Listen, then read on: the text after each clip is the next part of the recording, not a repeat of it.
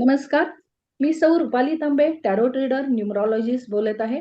आज महिला ज्योतिर्विद पुणे आयोजित व्याख्यानमालेमध्ये उपस्थित सर्व मान्यवरांचे मनापासून स्वागत करते.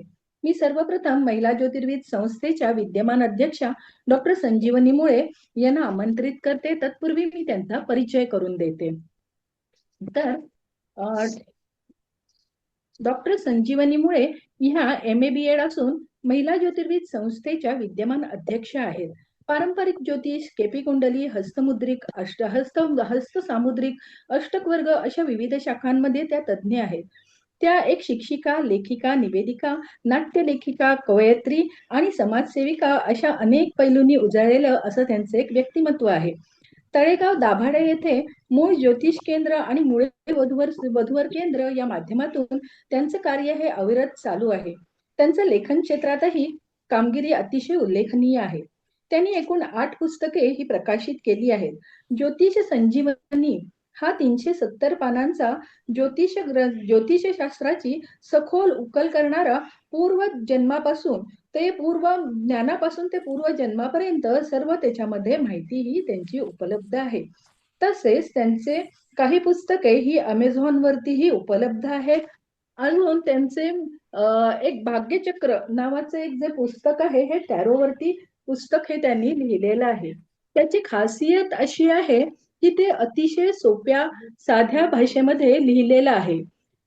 त्यामुळे ज्योतिष न शिकलेल्या व्यक्तींना सुद्धा ज्योतिष सांगता येईल असं हे त्यांचं पुस्तक आहे. मी त्यांचे स्वागत करते आहे.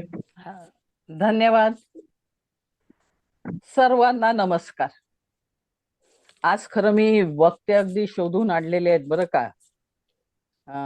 जयश्री बेलसरे, सुनीता पागे, मालती शर्मा. त्यामुळे आज आपल्याला बौद्धिक मेजवानी मिळणार हे सगळ्यांनी निश्चित करावं. आज गुरुची नक्षत्र घेतोय. नक्षत्राचे देणे या अंतर्गत गुरुची नक्षत्र हे आपण व्याख्यानमालेचं आजचं सत्र आहे. गुरु विण नाही गती नाही ज्ञान जीवा, गुरु विण क्षीण का होतो जीवा. जेव्हा आपण हे असं म्हणतो ना तेव्हा आपल्याला जाणवतं की गुरु हे एकच नाहीये. पत्रिकेतला गुरु, गुरु आपल्याला शैक्षणिक दृष्टीने शिकवणारे आणि सद्गुरु अशा तिन्हींचाही आपल्या जीवनामध्ये अतिशय महत्वाचा रोल आहे. पत्रिकेतला गुरु जर व्यवस्थित नसला तर क्षमता असूनही तुम्हाला यश मिळत नाही. गुरु तुम्हाला चांगले शिकवणारे नसले तरीही तुमची बौद्धिक क्षमता कमजोर होते आणि सद्गुरु नसले तर तुमची आध्यात्मिक उन्नती पण त्या दृष्टीने होत नाही. त्यामुळे गुरु हा पूर्ण या सूर्यमालिकेतला अतिशय महत्वाचा ग्रह आहे आणि त्याच्यावरच बोलण्याकरता मी आज सगळ्यांना महत्वाच्या अशा आपल्या पुण्यातल्या विद्यमान ज्योतिषी यांना बोलवलेलं आहे. सर्वांनी आज बौद्धिक मेजवानी त्यांच्याकडून घ्यावी असं सांगते आणि सगळ्यांना शुभेच्छा देते. आता मी ऍडव्होकेट मालती शर्मा यांना आमंत्रित करते. प्रथम त्यांचा परिचय देते. ऍडव्होकेट मालती शर्मा या PhD in law, Sharma charitable ट्रस्टच्या संस्थापिका आणि संचालिका आहेत. मंदाकिनी पुरस्काराने सन्मानित, बृहन महाराष्ट्र ज्योतिष मंडळाच्या कार्याध्यक्ष, स्वर्गीय इंदिरा गांधी यांच्या नावाने देण्यात येणाऱ्या प्रियदर्शनी पुरस्काराने सन्मानित आहेत. गेली 28 वर्ष ज्योतिष क्षेत्रामध्ये कार्यरत आहेत. गेली 40 वर्ष त्या कायदे क्षेत्रामध्ये कार्यरत आहेत. त्यांची खासियत अशी आहे की घटस्फोट कसा वाचवता येईल ह्याच्याकडे त्यांचा कल असतो.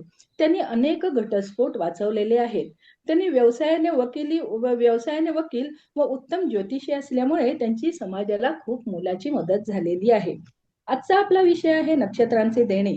त्यापैकी गुरुचे नक्षत्र पुनर्वसू ह्याविषयी आपल्याला त्या व्याख्यान देतील. ऍडव्होकेट मालती शर्मा यांचे स्वागत आहे. धन्यवाद ताई. मातृदेवो भव, पितृदेवो भव, गुरु ब्रह्मा गुरु विष्णू गुरुदेव महेश्वर. गुरुला वंदन करून आज नक्षत्राचं देणं यामध्ये गुरुची नक्षत्र यामधलं पुनर्वसू नक्षत्रावर मी बोलणार आहे. पुनर्वसू नक्षत्र हे नक्षत्र मंडळातील 7वं नक्षत्र. नक्षत्राचा अभ्यास ज्योतिष शास्त्रात फार महत्वाचा असतो. कारण एका राशीमध्ये 2.25 नक्षत्र असतात आणि त्यामुळेच एका राशीमधील जातक भिन्न नक्षत्रांमुळे त्यांचे स्वभावही वेगवेगळे असतात. म्हणूनच नक्षत्राचा प्रभाव हा ज्योतिष शास्त्रामध्ये जास्त असतो. असं म्हणतात, राशी एखाद्या जातकाचा स्वभाव हा राशीपेक्षाही नक्षत्रावर जास्त चांगल्या पद्धतीने, अचूकतेने, सूक्ष्मतेने सांगता येतो. आणि म्हणूनच नक्षत्राचं अनन्यसाधारण महत्व आहे. म्हणजे जास्तीत जास्त अचूकतेकडे फलादेशामध्ये आपण नक्षत्रावरून जाऊ शकतो. मुहूर्त शास्त्रामध्ये पण नक्षत्राचा विचार केला जातो. जेव्हा एखादा आपण मुहूर्त काढतो तेव्हा त्या दिवशी चंद्र कोणत्या नक्षत्रात आहे हे पाहूनच आपण मुहूर्त सांगत असतो. आजचं पुनर्वसू नक्षत्र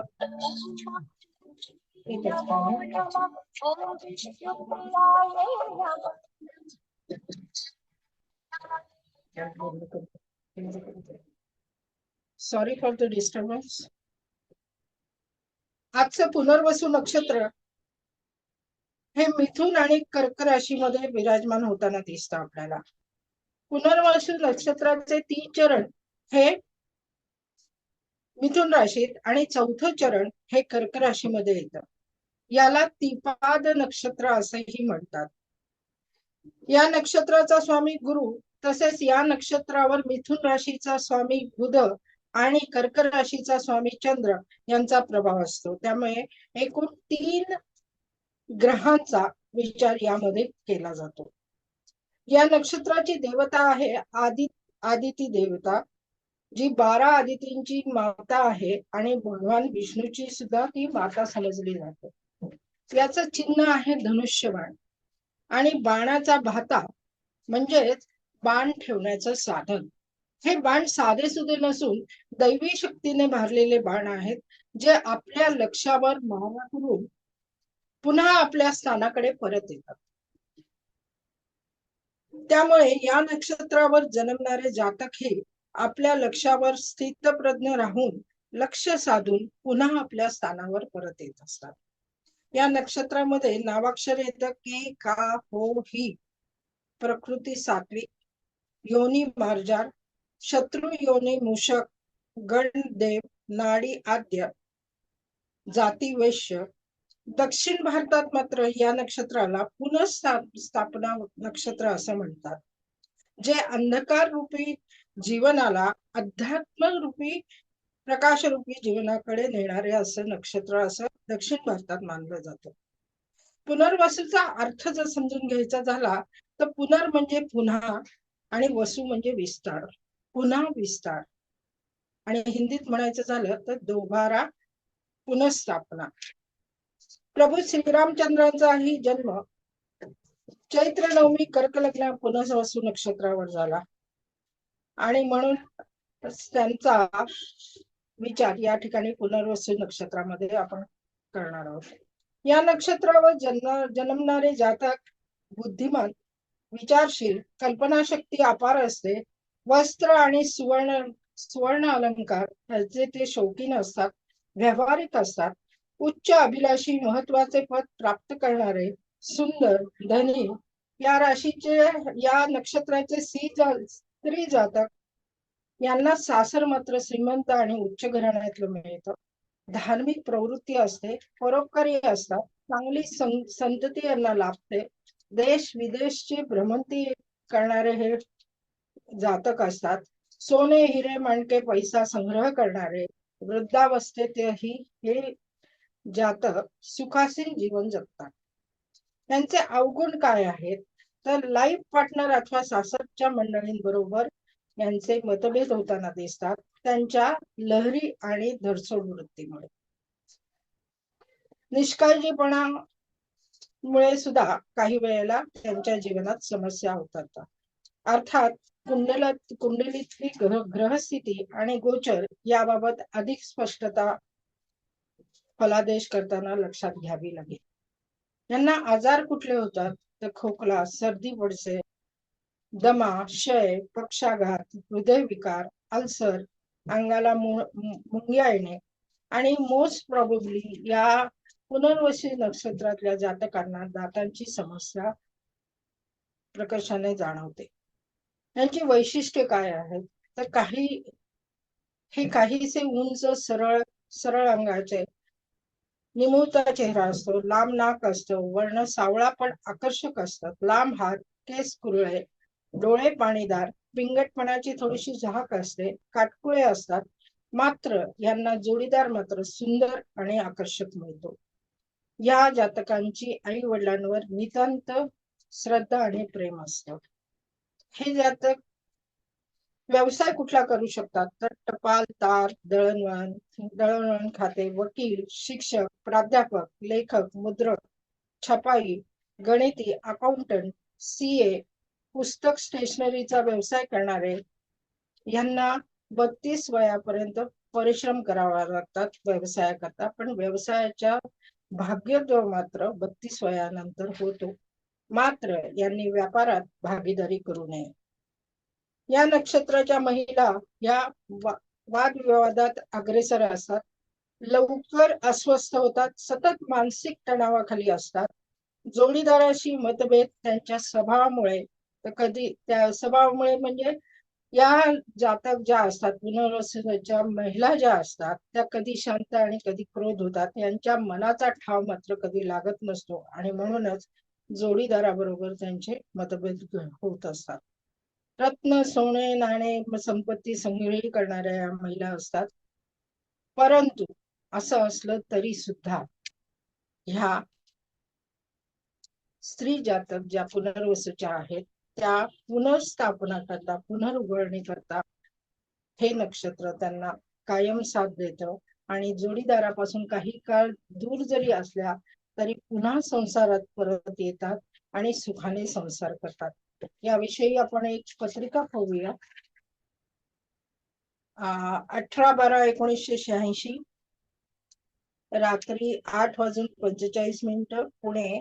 मिथुन रास कर्क लग्न, पुनर्वसू नक्षत्र, 3रं चरण. आता ही स्त्री जातक आहे. या स्त्री जातकाचं मिथुन रास कर्क लग्न, पुनर्वसू 3रं नक्षत्र आहे. हिला जोडीदार आणि श्रीमंत घराणं मिळालेला आहे. ही प्राध्यापिका आहे आणि जोडीदार खरंच खूप देखणा आणि उंचपुरा असा छान आकर्षक आहे. 32 वयाच्या अगोदर लग्न झालं आणि त्यामध्ये दोघांमध्ये तिच्या स्वभावामुळे म्हणजे धरसोड वृत्ती, कधी शांत कधी क्रोध, आणि जो एक स्वभावातला म्हणजे निष्काळजीपणा म्हणा किंवा जीवनाकडे पाहण्याचं जे होतं की चंचल वृत्ती, ह्याच्यामुळे सुरुवातीला मतभेद व्हायचे. काही काळ ते सेपरेट राहिले, पण 32 नंतरही पुन्हा एकत्र येऊन ह्यांना 2 संतती झालेली आहे, एक मुलगा एक मुलगी, आणि सुखाने संसार करतायत. आणि खऱ्या अर्थाने म्हटलं तर ह्याचं पुनर्वसूचं मी महिलांचं जे तुम्हाला वैशिष्ट्य सांगितलं की सोनं, नाणं, हिरे, माणके आणि संपत्तीचा संचय ही व्यक्ती करते. आजीच्या नावावरती 3 प्रॉपर्टीज आहेत, संचय व्यवस्थित आहे, प्राध्यापिका आहे, सुखासीन जीवन जगते. म्हणजे नक्षत्र काय देऊ शकतं ह्याची अचूकता आपल्याला यातनं मिळू शकते. आता 2026 मध्ये पुनर्वसू नक्षत्र काय काय घटना घडतील त्यावरती थोडासा प्रकाश आपण टाकूया. 2026 मध्ये पुनर्वसू नक्षत्र अनेक महत्वपूर्ण ज्योतिषीय घटनांचा साक्षीदार असेल. विशेषतः गुरुग्रह ऑगस्ट 2025 मध्ये पुनर्वसू मध्ये प्रवेश करून जून 2026 पर्यंत याच नक्षत्रात राहील. त्यामुळे करिअर, विवाह आणि आर्थिक वृद्धीसाठी अनेक शुभयोग बनतील. तर 4 जानेवारी 2026 पासून गुरु पुनर्वसूच्या 2ऱ्या चरणात प्रवेश करेल. त्यामुळे काही राशींना याचा विशेष लाभ मिळेल. गुरु गोचर ऑगस्ट 2025 ते जून 2026 गुरु पुनर्वसू नक्षत्रात विवाह भागीदारीसाठी अनुकूल. 4 जानेवारी 2026 ला गुरु पुनर्वसू 2रे चरणात प्रवेश. 6 राशींना धनलाभ, भाग्योदय, माघ महिन्याची सुरुवात पुनर्वसू नक्षत्रासोबत जे सुख समृद्धीचे संकेत देतील. 2026 पुनर्वसू नक्षत्राचा प्रभाव असेल करिअर मध्ये. मार्च ते मे महिन्याच्या या काळात करिअरच्या संधी मिळतील, तर ऑक्टोबर नंतर वाढीव संधी निर्माण होतील. आरोग्य जानेवारी ते एप्रिल या काळात झोप, पचन, हार्मोनल संतुलनावर विशेष लक्ष द्यावं लागेल. तर मे जून मध्ये हवामानातील बदलामुळे सर्दी, अलर्जी होऊ शकते. योग आणि ध्यान या व्यक्तींना फायदेशीर ठरतील. पुनर्वसू नक्षत्राचे लोक धार्मिक, परंपरा प्रेमी, गरजूंच्या मदतीसाठी तत्पर असतात. साधे पण सन्माननीय जीवन जगतात. त्यामुळे ह्या नक्षत्रावर जन्मणाऱ्या जातकांचं भवितव्य हे चांगलं असतं. फक्त ह्यांनी काही काळजी घेणे महत्वाचं आहे की कोणावरही अंधविश्वास ठेवू नये. त्याचप्रमाणे व्यवसायामध्ये भागीदारी करू नये आणि नातेसंबंध जपताना त्यांनी आपली धरसोड वृत्ती, काम, क्रोध ह्यावर मेडिटेशन आणि आत्मपरीक्षणाची त्यांना विशेष गरज असते. अन्यथा हे नक्षत्र अतिशय सुख समृद्धी देणार आणि माणसाचं जीवन अधिक चांगलं करणारं असं हे पुनर्वसू नक्षत्र आहे की जे माणसाला संकटावर मात करायला शिकवतं. एवढंच नव्हे तर शून्यातून पुन्हा उभारण्याची शक्ती ही पुनर्वसू नक्षत्रामध्ये आहे. एवढंच मी सांगते आणि थांबते. जय हिंद, जय महाराष्ट्र, जय ज्योतिष. खूप खूप आभार मॅडम. खूप छान तुम्ही पुनर्वसू नक्षत्राची माहितीही दिली. नुसत्या या नक्षत्रावरून ते नक्षत्र हे कसं परोपकारी आहे, सोने चांदी यांनी ते कसं म्हणजे त्या नक्षत्रामध्ये कसं मिळतं, त्या नक्षत्राचे गुण अवगुण तुम्ही सांगितलेत. गुण हे ते चांगलं खूप उच्च स्तरावरती ते राहू शकतं, हे छान तुम्ही माहिती सगळी दिलीत. मतभेद, लहरीपणा, त्यांचा आजार ही अतिशय साध्या सोप्या भाषेत आणि मेन म्हणजे पुनर्वसन, पुन्हा वसन होतं त्यांचं, की ते पुन्हा शून्यातून विश्व निर्माण करू शकतात. हे त्यांना तुम्ही एक चांगलं म्हणजे एक अपॉर्च्युनिटी किंवा त्यांना एक चांगलं धाडस, कधीही कुणाचंही असं झालं तरी तुमचं हे ऐकून त्यांना पुन्हा एक नवीन ऊर्जा मिळेल. आणि खूप छान माहिती सांगितलीत मॅडम. खूप खूप धन्यवाद. खूप खूप आभार. थँक्यू. आता मी ऍडव्होकेट सुनीता पागे मॅडम यांना आमंत्रित करते. तत्पूर्वी मी त्यांचा परिचय करून देते. त्या एमकॉम LLM असून गेली 26 वर्ष प्रॅक्टिस करत आहेत. त्यांचा राशी, नक्षत्रे, टॅरो कार्ड्स वरती विशेष अभ्यास असून the lira tarot, Osho zone सह अशी पुस्तकेही त्यांची प्रसिद्ध आहेत. ही त्यांची पुस्तके ही खूप जास्त प्रमाणात प्रसिद्ध आहेत. तर त्यांनी सुनीता मॅडमची खासियत अशी आहे की त्या जे टॅरो कार्ड्स मधील जे चित्रलिपी असते ना, तर ती त्या अतिशय बोलक्या पद्धतीने आपल्या समोर मांडतात आणि त्याच्यातून मग एक सुंदर असा संवाद आपल्या समोर रंगू लागतो. अशा ह्या सुनीता बागे मॅडमचे मी स्वागत करते. आजचा आपला विषय आहे नक्षत्रांचं देणे, गुरुचं नक्षत्र, त्यामधील विशाखा नक्षत्राची माहिती ह्या सुनीता पागे मॅडम आपल्याला देतील. सुनीता पागे मॅडम यांचे स्वागत आहे. धन्यवाद मॅडम. नक्षत्रांचं आपण जेव्हा नक्षरती तत् नक्षत्रम असं जेव्हा आपण म्हणतो, तर नक्षत्र जे आहे ना, तर प्रत्येक नक्षत्र समजून घेताना आपल्याला नक्षत्रांचं अंतरंग काय आहे ते समजून घेणं खूप गरजेचं असतं. की एखादं नक्षत्र नेमकं काय सांगतंय हे जर आपल्याला समजलं ना, तर त्याचं नक्षत्राचा स्वभाव समजणं हे आपल्याला खूप गरजेचं. तर आपण प्रत्येक नक्षत्र आपण जेव्हा म्हणतो तेव्हा प्रत्येक नक्षत्राचा एक विशिष्ट स्वामी असतो, त्याची एक देवता असते, त्याची एक खूण असते, चिन्ह असतं आणि त्या सर्व गोष्टींप्रमाणे आपण नक्षत्रांचा अभ्यास करू शकतो. नक्षत्रांमध्ये स्वर्गलोकाची ऊर्जा असते, मृत्यूलोकाची असते, पृथ्वीलोकाची ऊर्जा असते. स्वर्गाचं आधिपत्य परमेश्वराकडे असतात, पृथ्वीचं मानवाकडे, तर मृत्यूचं जे आहे ते राक्षसांकडे आणि त्याप्रमाणे नक्षत्राचे 3 गण असतात, देवगण, मनुष्यगण आणि राक्षसगण. तर नक्षत्रांची ही आपण प्राथमिक माहिती घेतली. तर आता आपण विशाखा नक्षत्र, गुरुचं जे नक्षत्र आहे त्याच्याकडे आज आपण फोकस करूया. तर हे जे विशाखा नक्षत्र आहे, तूळ राशीमधलं नक्षत्र आहे, त्याचा मॅडम फक्त तुम्ही हे बदलता का? नाहीतर हा, फक्त फोकस बदलता का तुम्ही? ओके ओके ठीक आहे मॅडम. हा हा. तर हे गुरुचं नक्षत्र आहे, तूळ राशीमधलं. 20 अंशापासून 3 अंश 20 कलांपर्यंत त्याचा विस्तार आहे. प्रत्येक नक्षत्रामधलं प्रत्येक ग्रह नक्षत्रामध्ये नेमका कुठे आहे ह्याच्यावर देखील त्या नक्षत्राचं फळ हे अवलंबून असतं. आता विशाखा म्हणजे काय? तर विशाखा म्हणजे शाखा, असं त्याचं आपण वि शाखा असं आपण त्याचं विभाजन केलं तर म्हणजे विरुद्ध, आणि विरुद्ध बाजूला असलेल्या 2 शाखा. काही काही ग्रंथांमध्ये जर आपण बघितलं तर विशाखा हे राधेचं नाव आहे, आणि विशाखा याचा अर्थ आनंद देणारी किंवा आनंददायक, किंवा विशाखाचं दुसरंच नाव आहे की यश. तर विशाखेचं दुसरं नाव आहे यश, आणि म्हणून विशाखा नक्षत्राचे जातक जे असतात ते बऱ्याच वेळेला आपल्याला यशस्वी असलेले दिसून येतात. विशाखा नक्षत्राची देवता आहे इंद्र, आणि इंद्र म्हणजे पर्जन्याचा देव.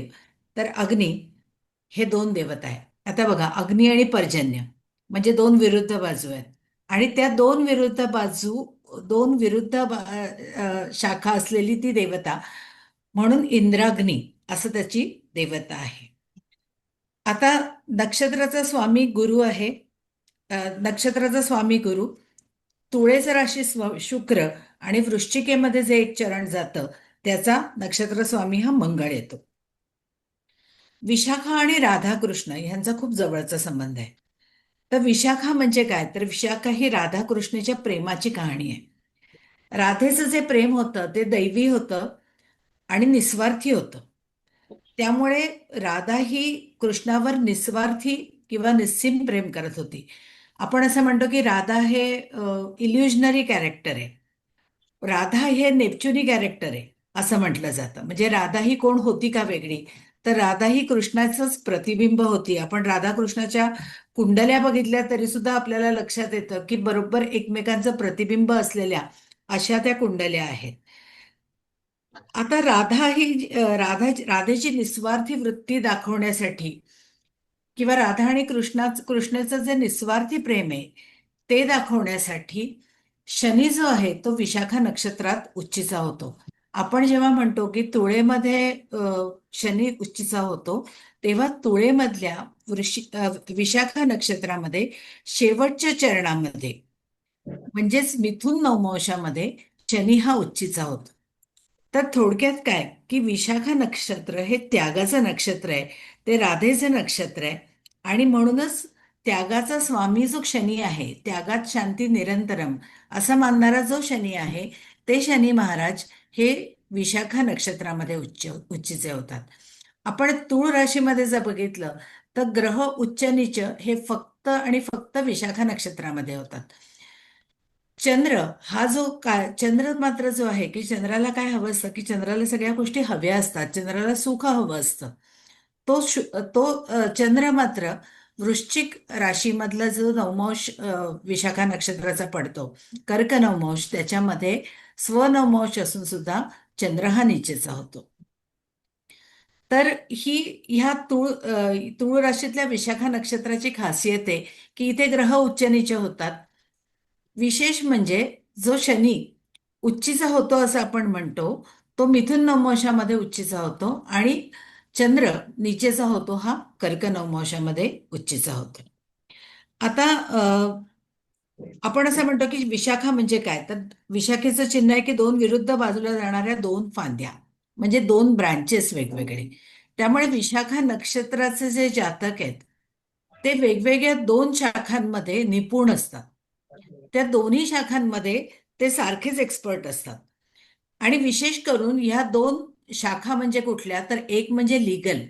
त्यामुळे विशाखा नक्षत्राचे जातक हे उत्तम वकील असलेले दिसून येतात. त्याचप्रमाणे दुसरं म्हणजे गूढशास्त्र, आणि त्यामुळे ज्योतिषी सुद्धा तुम्हाला विशाखा नक्षत्राचे बरेचसे आढळून येतात. विशाखा नक्षत्र हे गुरुचं नक्षत्र आहे, त्यामुळे विशाखा नक्षत्राचे जातक हे कन्सल्टंट असतात.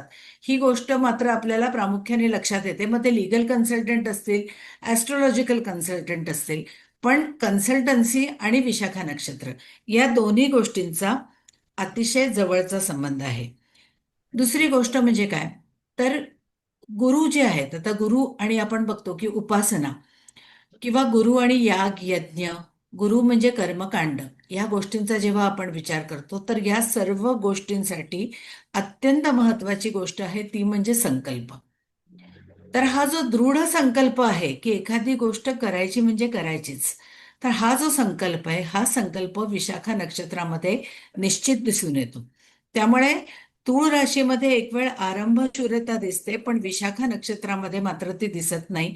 कारण विशाखा नक्षत्राचे जातक जे आहेत ते एक उच्च ध्येय ठेवतात, त्या ध्येयाच्या दृष्टीने प्रवास सुरू करतात आणि तो प्रवास अविरत चालू ठेवतात.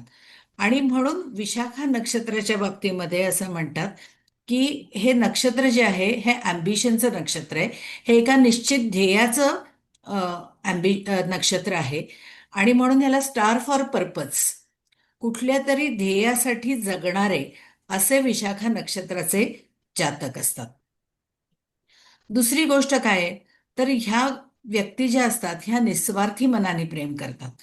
म्हणजे जर आपण असं म्हटलं की ह्या आंधळा विश्वास कुणावर ठेवू नये असं आपण म्हणतो, पण त्यातल्या त्यात जर विश्वास आंधळा ठेवायचाच असेल तर विशाखा नक्षत्राच्या चे जातक हे तुमच्या विश्वासाला पात्र ठरू शकतात.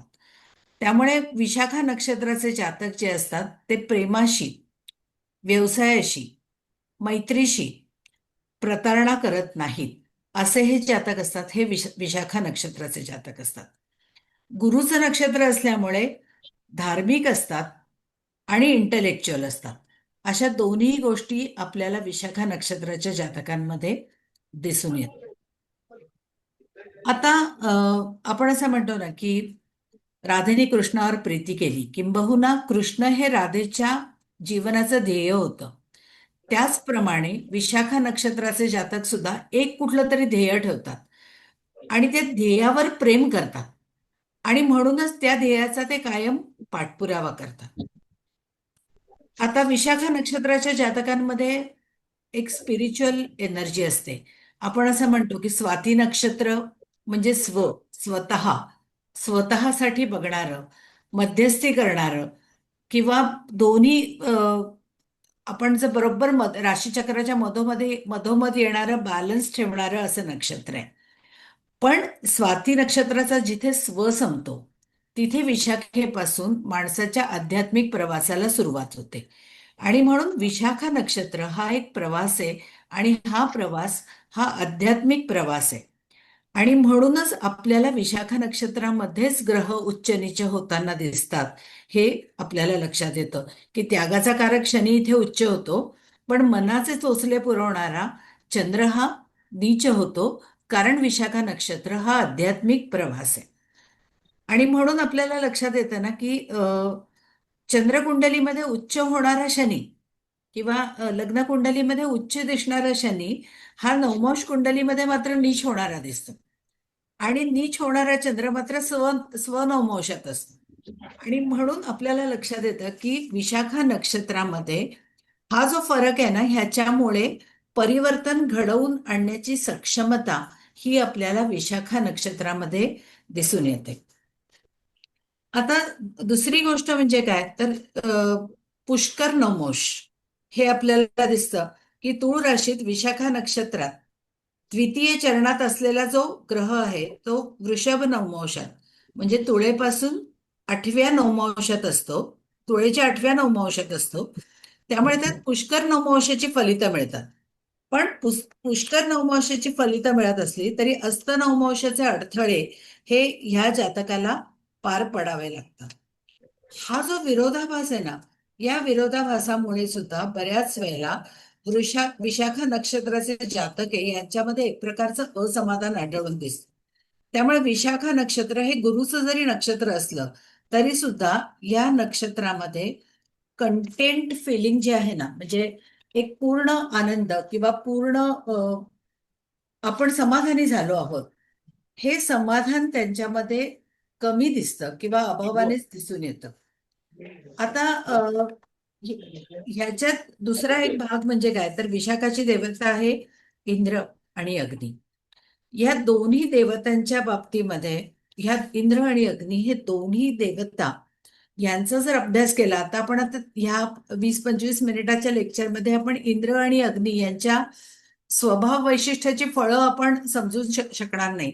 पण इंद्र आणि अहिल्याची गोष्ट सगळ्यांना माहिती आहे, किंवा अग्नीच्या बाबतीमध्ये पण माहिती आहे की सप्तर्षींच्या बायका यांना त्यांनी सेड्यूस करण्याचा प्रयत्न केला. आणि कार्तिक स्वामींच्या जन्माची कथा देखील आपल्याला माहिती आहे. आणि त्यामुळे ह्या दोन्ही देवतांमुळे विशाखेची कामेच्छा जी असते ती तीव्र असते. आणि म्हणून या दोन्हीच्या पौराणिक कथा आपण जर बघितला तर अग्नींनी सप्तर्षीच्या पत्नींना वश केलं. त्यामुळे विशाखा नक्षत्राच्या बाबतीत सुद्धा नात्यांमध्ये फसवणूक ही काही बाबतीमध्ये आपल्याला दिसून येते, किंवा नातेसंबंधांमध्ये तणाव असतो. आणि कदाचित ह्या तणावामुळे सुद्धा विशाखेचा जातक जो आहे तो असमाधानी दिसून येतो. आता विशाखा नक्षत्रामध्ये आपल्याला लक्षात येतं की बऱ्याच वेळेला यश जे आहे ते उशिरा मिळतं, पण निश्चित मिळतं. आणि विशाखा नक्षत्राच्या जातकांचा उत्तरार्ध जो असतो आयुष्याचा, तो उत्तरार्ध हा आनंदी असताना आपल्याला दिसून येतो. विशाखा नक्षत्राचा जेव्हा आपण अभ्यास करतो ना, तेव्हा आपल्याला अनेक पौराणिक कथा आहेत आणि प्रत्येक पौराणिक कथा विशाखा नक्षत्रांचं एक स्वभाव वैशिष्ट्य उलगडतं. तर सगळ्या पौराणिक कथांचा आपण विचार आता करू शकत नाही, पण आपल्याला दुर्वास ऋषींची जी कथा आहे त्याचा नक्की विचार करायला लागेल. तर एकदा दुर्वास ऋषी जे होते ते त्रैलोक्याचा प्रवास करत इंद्राकडे आले. आणि इंद्र सुद्धा ऐरावतावर स्वार होऊन त्यांचं स्वागत करायला गेला. त्यावेळेला अतिशय प्रसन्न होऊन दुर्वास ऋषींनी आशीर्वाद रूपी माला ही इंद्राच्या गळ्यात इंद्राला भेट दिली. पण इंद्राने ती स्वतः धारण केली नाही आणि ऐरावताला घातली. ऐरावताला तो वास सहन झाला नाही आणि त्याने ती पायदळी तोडवली. आणि त्यावेळेला दुर्वास ऋषींनी इंद्राला संतापून शाप दिला. आणि त्यामुळे असा हा इंद्र जो आहे हा गुरुच्या विशाखा नक्षत्राचा स्वामी आहे. आणि म्हणून विशाखा नक्षत्राच्या जातकांनी त्यांच्याकडून गुरुतुल्य व्यक्तींचा अवमान होऊ नये ह्याच्या बाबत निश्चित काळजी घेण्याची गरज आहे. कारण नाही तर त्यांच्या संतापाची शिकार होणं किंवा शापाची शिकार होणं हे त्यांच्या भाग्यामध्ये येऊ शकतं. ही गोष्ट लक्षात ठेवणं गरजेचं आहे. तर हे विशाखा नक्षत्राचं आपण पारंपरिक पौराणिक महत्व असं आपण जर बघितलं तर विशाखा नक्षत्राचे नवमांश जे आहेत आपण ते थोडक्यात विचारात घेऊयात. आपण विशाखा नक्षत्राला असं म्हणतो की स्टार फॉर पर्पज. तर निश्चित हेतू घेऊन जन्माला आलेले हे जातक आपल्या ध्येयाचा पाठपुरावा करतात. हे जरी खरं असलं तरी सुद्धा प्रत्येक पदानुसार प्रत्येक नवमांशानुसार फळामध्ये थोडंफार फरक पडतो. तर पहिला नवमांश जो आहे तो मेष नवमांश. मंगळाचा नवमांश आहे, त्यामुळे यांच्यामध्ये एक झील असतं, एक अँबिशन असतं. कुठलीही गोष्ट पूर्ण करण्याची जी जिद्द असते पराकोटीची ती आपल्याला मेष नवमांशामध्ये दिसते. त्यामुळे मेष नवमांशाचे जातक जे असतात त्यांना सोशल राहायला आवडतं, अनेक गोष्टीमध्ये अग्रेसर असतात, अग्रेसिव्ह असतात, त्यांची महत्वाकांक्षा सुद्धा उच्च असते आणि अतिशय परिश्रम करून, कारण गुरुची बुद्धी आणि मंगळाची एनर्जी असे दोन्ही घेऊन ते जन्माला येतात. शुक्राचं कोंदंट त्यांना राशीच्या रूपामध्ये असतंच आणि म्हणून अत्यंत हार्डवर्किंग पण काहीसे रूढ असणारे असे हे मेष नवमांशाचे जातक हे ब्रिलियंट आपल्याला दिसतात. दुसरा जो नवमांश आहे तो वृषभ नवमांशाचा आहे. तर वृषभ नवमांशामध्ये आपल्याला चिकाटी आढळते. म्हणजे मेष नवमांशामध्ये आपल्याला जर झील आपल्याला मिळत असेल किंवा एखादं काम करण्याची एक एनर्जी उत्कटता हे जर मिळत असेल तर वृषभ नवमांशामध्ये आपल्याला चिकाटी, एखादी गोष्ट चिकाटीने पूर्ण करणं किंवा क्रिएटिव्हली पूर्ण करणं हे आपल्याला वृषभ नवमांशामध्ये दिसते. वृषभ नवमांशातले जातक पण बुद्धिमान असतात, पण त्यांच्यामध्ये एक प्रकारची एनर्जी, एक स्ट्रेंथ असते. दुसरी गोष्ट म्हणजे काय, तर ही वृषभ नवमांशाचे जातक हे त्यांचं आयुष्य यशस्वी करतात. 26, 40 ते 30 याच्यामध्ये चंद्र हे शनी हा उच्च होतो, त्यामुळे परफेक्शनिस्ट असतात. त्यांना कुठलीही गोष्ट परफेक्ट करायला आवडते. पैसे मिळवणं हे ह्या जातकांना जमतं. ते आपल्या स्किलच्या जोरावरती पैसे मिळवतात. दुसरी गोष्ट, त्यांचं बोलणं हे टू द पॉइंट असतं, मुद्देसूद असतं. शनी हा इथे उच्च होत असला तरी सुद्धा दीर्घसूत्रीपणाने कधीही ते बोलत नाही, कारण हा मिथुन नवमांश आहे. त्यामुळे टू द पॉइंट, परफेक्ट आणि ऐकणाऱ्याच्या हृदयाला भिडेल असं ते बोलतात. आणि मुळात कुंडलीतला बुध आणि चंद्र हे 2 ग्रह चांगले असतील तर असे जातक गर्दी खेचतात. अशा प्रकारे चांगली ओरेटरशिप त्यांच्यामध्ये असते. त्याच्यानंतर वृश्चिक राशीतलं 3°20 असलेलं जे कर्क नवमांश आहे, तर कर्क नवमांश हे वृश्चिक राशीमध्ये येणारं नवमांश असल्यामुळे याच्यामध्ये परिवर्तन घडवून आणण्याची क्षमता असते. हे जातक तरुण दिसतात कायम, मात्र ह्यांच्यामध्ये एक वेंचफुलनेस असतो. त्यामुळे एखादी संधी मिळाली की ते ताबडतोब त्या माणसाचा बदला घेतात.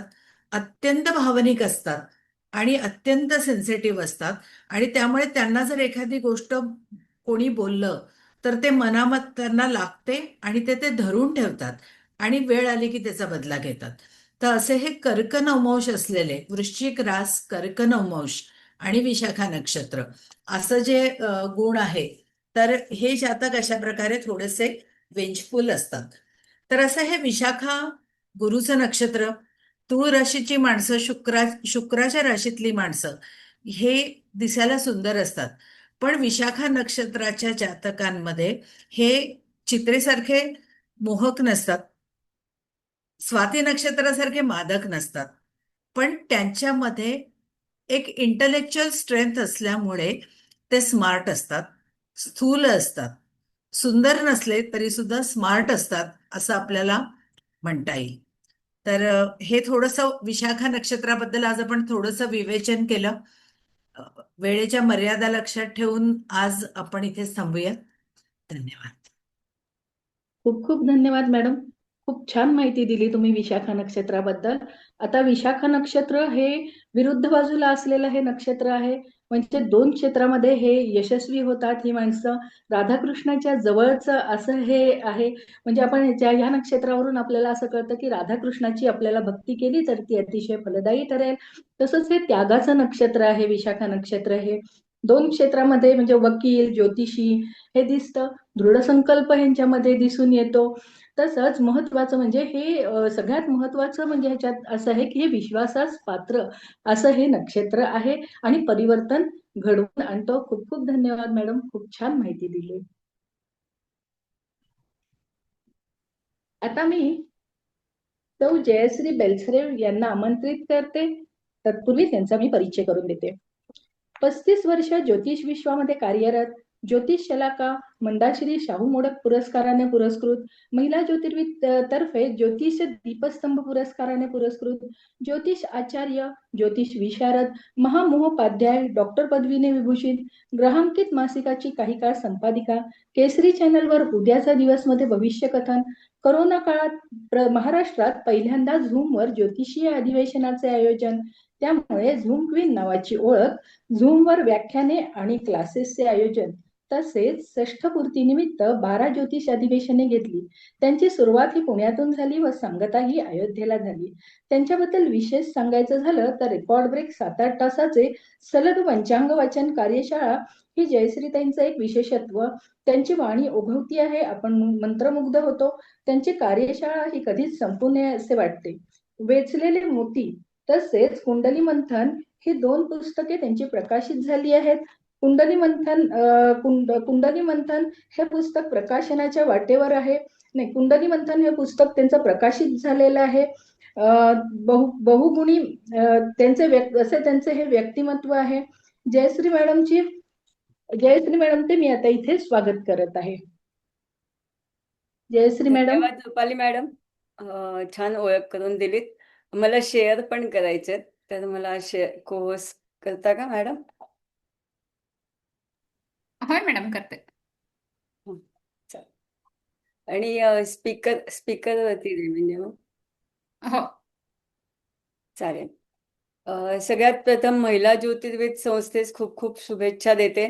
अनेक चांगले चांगले उपक्रम महिला ज्योतिष संस्था राबवत असते आणि त्यात सर्वांचा सहभाग असावा ही त्यांची फार कळकळीची इच्छा असते. आज त्यांनी सध्या ह्या वर्षी संजीवनी मोरे या अध्यक्ष आहेत, त्यामुळे त्यांनी नक्षत्र वाचन किंवा नक्षत्र फलित असा एक विचार घेतलाय आणि त्यात 27 जणांना सहभागी करून घेतलंय. त्यातलं मला त्यांनी दिलेलं नक्षत्र आहे पूर्व भाद्रपदा नक्षत्र. नक्षत्र वाचन म्हणजे काय, तर 12 राशी 27 भागात विभागून कुंडलीचा अभ्यास करणे, याला मी नक्षत्र वाचन असे म्हणते. जास्तीचा मायन्यूट स्टडी करायचा असेल, सूक्ष्मरित्या अभ्यास करायचा असेल, तर आपल्याला नक्षत्र वाचनाशिवाय दुसरा पर्याय नसतो. आज मी तुम्हाला पूर्व भाद्रपदा या नक्षत्राची माहिती सांगते. पूर्व भाद्रपदा हे राशी चक्रातलं 25वं नक्षत्र आहे. ते विषोत्तरी महादशेसाठी गुरुचं नक्षत्र आहे. अदरवाईज त्याच्या राशी स्वामी हे वेगळे वेगळे असतात, जसे नक्षत्र स्वामी याचे वेगळे आहेत, परंतु विषोत्तरी महादशेसाठी हे गुरुच्या अंडर येणारं नक्षत्र आहे. नक्षत्राचा आकार हा चौकोनी आहे. या नक्षत्रातल्या आकृती म्हणजे आकाशातील जे तारे आहेत त्यांचा जो समूह आहे, त्या समूहाचा जर विचार केला तर ह्या नक्षत्राचा आकार चौकोनी आहे. मी तुम्हाला या नक्षत्राची कशी हे आहे ते दाखवते. आकाशात हे नक्षत्र असं दिसतं.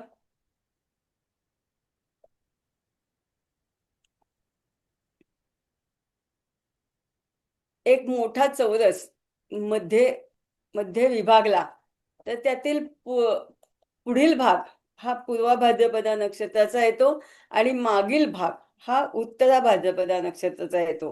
त्यामुळे ऍक्च्युली हा जो एक मोठा चौकोन आहे, हा चौकोन मिळून हे 2 नक्षत्र तयार झालेले आहेत. भाद्रपदा ह्या चौकोनाची ओळख आहे. तर अशा रीतीने हा जो पुढील भाग आहे, हा पुढील भाग पूर्व भाद्रपदा आणि मागील भाग उत्तरा भाद्रपदा. ऍक्च्युली या नक्षत्राचा हा जो सिम्बॉल आहे, याच्याकडे जर नीट बघितलं तर अंत्यसंस्काराची खाट वापरतात, ज्यात पूर्व भाद्रपदा हे काठेचे पुढील भाग आहेत आणि उत्तरा भाद्रपदा हे खाटेचे मागील भाग दर्शवतात. त्यामुळे हे नक्षत्र मृत्यू आणि पुनर्जन्माच्या चक्राचे प्रतीक आहे. या नक्षत्राची आकृती म्हणजे केवळ एक समूह नसून त्यांनी दिलेली प्रतीके, त्यांच्याशी जोडलेली ज्योतिष्य आणि आध्यात्मिक अर्थ जे गूढ आणि आध्यात्मिक मार्गाशी संबंधित आहेत.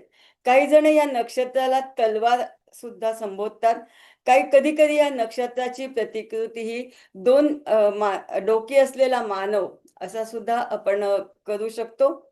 त्यामुळे हे नक्षत्र थोडंसं द्वित्व दाखवणार आहे. एक शुभ एक अशुभ अशा दोन्ही बाजू ह्या नक्षत्रात दाखवल्या जातात. या नक्षत्राची देवताचा जर विचार केला तर ती देवता सुद्धा थोडीशी विचित्र वाटते. ह्या नक्षत्राच्या देवतेचं जे स्वरूप आहे ते ह्या स्वरूपात आहे. आपल्याला ह्या स्वरूपात ही नक्षत्र देवता दिसते. देवता अजाईक पादादेव असं ह्या नक्षत्राचं नाव आहे. एखादा प्राचीन अग्नी किंवा सर्प किंवा ड्रॅगन किंवा न जन्मलेला एक पाय असणारा किंवा बकरी गेंडा तो ज्याला पाहिजे अशा रीतीने एक पाद असलेली हे नक्षत्र आहे. फारच विचित्र या नक्षत्राचं रूप आहे. ह्या नक्षत्र शिवाशी निगडीत आहे. त्यामुळे रुद्राचा पर्वत असंही या नक्षत्राला म्हणलं जातं. ही एका पायाची काळी देवता गुप्त समाज कुळांवर राज्य करते, म्हणून सर्व प्रकारच्या काळ्या जादूशी या नक्षत्राचा संबंध येतो. वेदानुसार पूर वादळ प्रकाशाशी संबंध असं या आपल्या जुन्या पुराण ग्रंथात या नक्षत्र देवतेचं स्वरूप सांगितलेलं आहे. नक्षत्र देवतेचं स्वरूप सुद्धा फार महत्वाचं असतं आणि त्या नक्षत्र देवतेच्या स्वरूपावरून जसं तुम्ही टॅरोट रिडिंग करत असता तसं त्या नक्षत्र देवतेच्या स्वरूपावरून सुद्धा आपल्याला कधी कधी काही रिडिंग देता येतं. त्यामुळे कुठल्याही नक्षत्राचं स्वरूप त्याचं चित्र हे डोळ्यापुढे ठेवणं पण महत्वाचं आहे. पेगासस किंवा पंख असलेला घोडा हे या नक्षत्रात समाविष्ट आहे.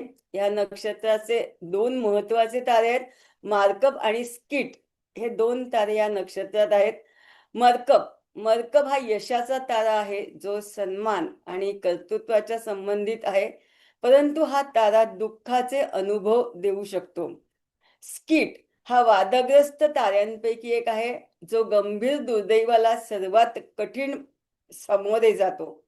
लोक गंभीर दुःख आणि निराशेतून त्यांचे सर्वात महत्वाचे धडे घेत असल्यामुळे हे तारे असे दर्शवतात की परिवर्तनात्मक घटना घडतील.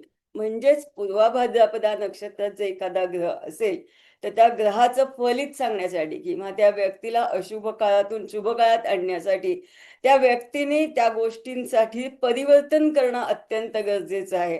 हा एक महत्वाचा संदेश पूर्वा भाद्रपदा नक्षत्र देत असतो. या पूर्वा भाद्रपदा नक्षत्राचा रंग थोडासा पांढरा पिवळा किंवा तेजस्वी असा आहे. ऍक्च्युली भाद्रपदा भद्र म्हणजे विभाजन किंवा भद्र म्हणजे कल्याणकारी विभाजन.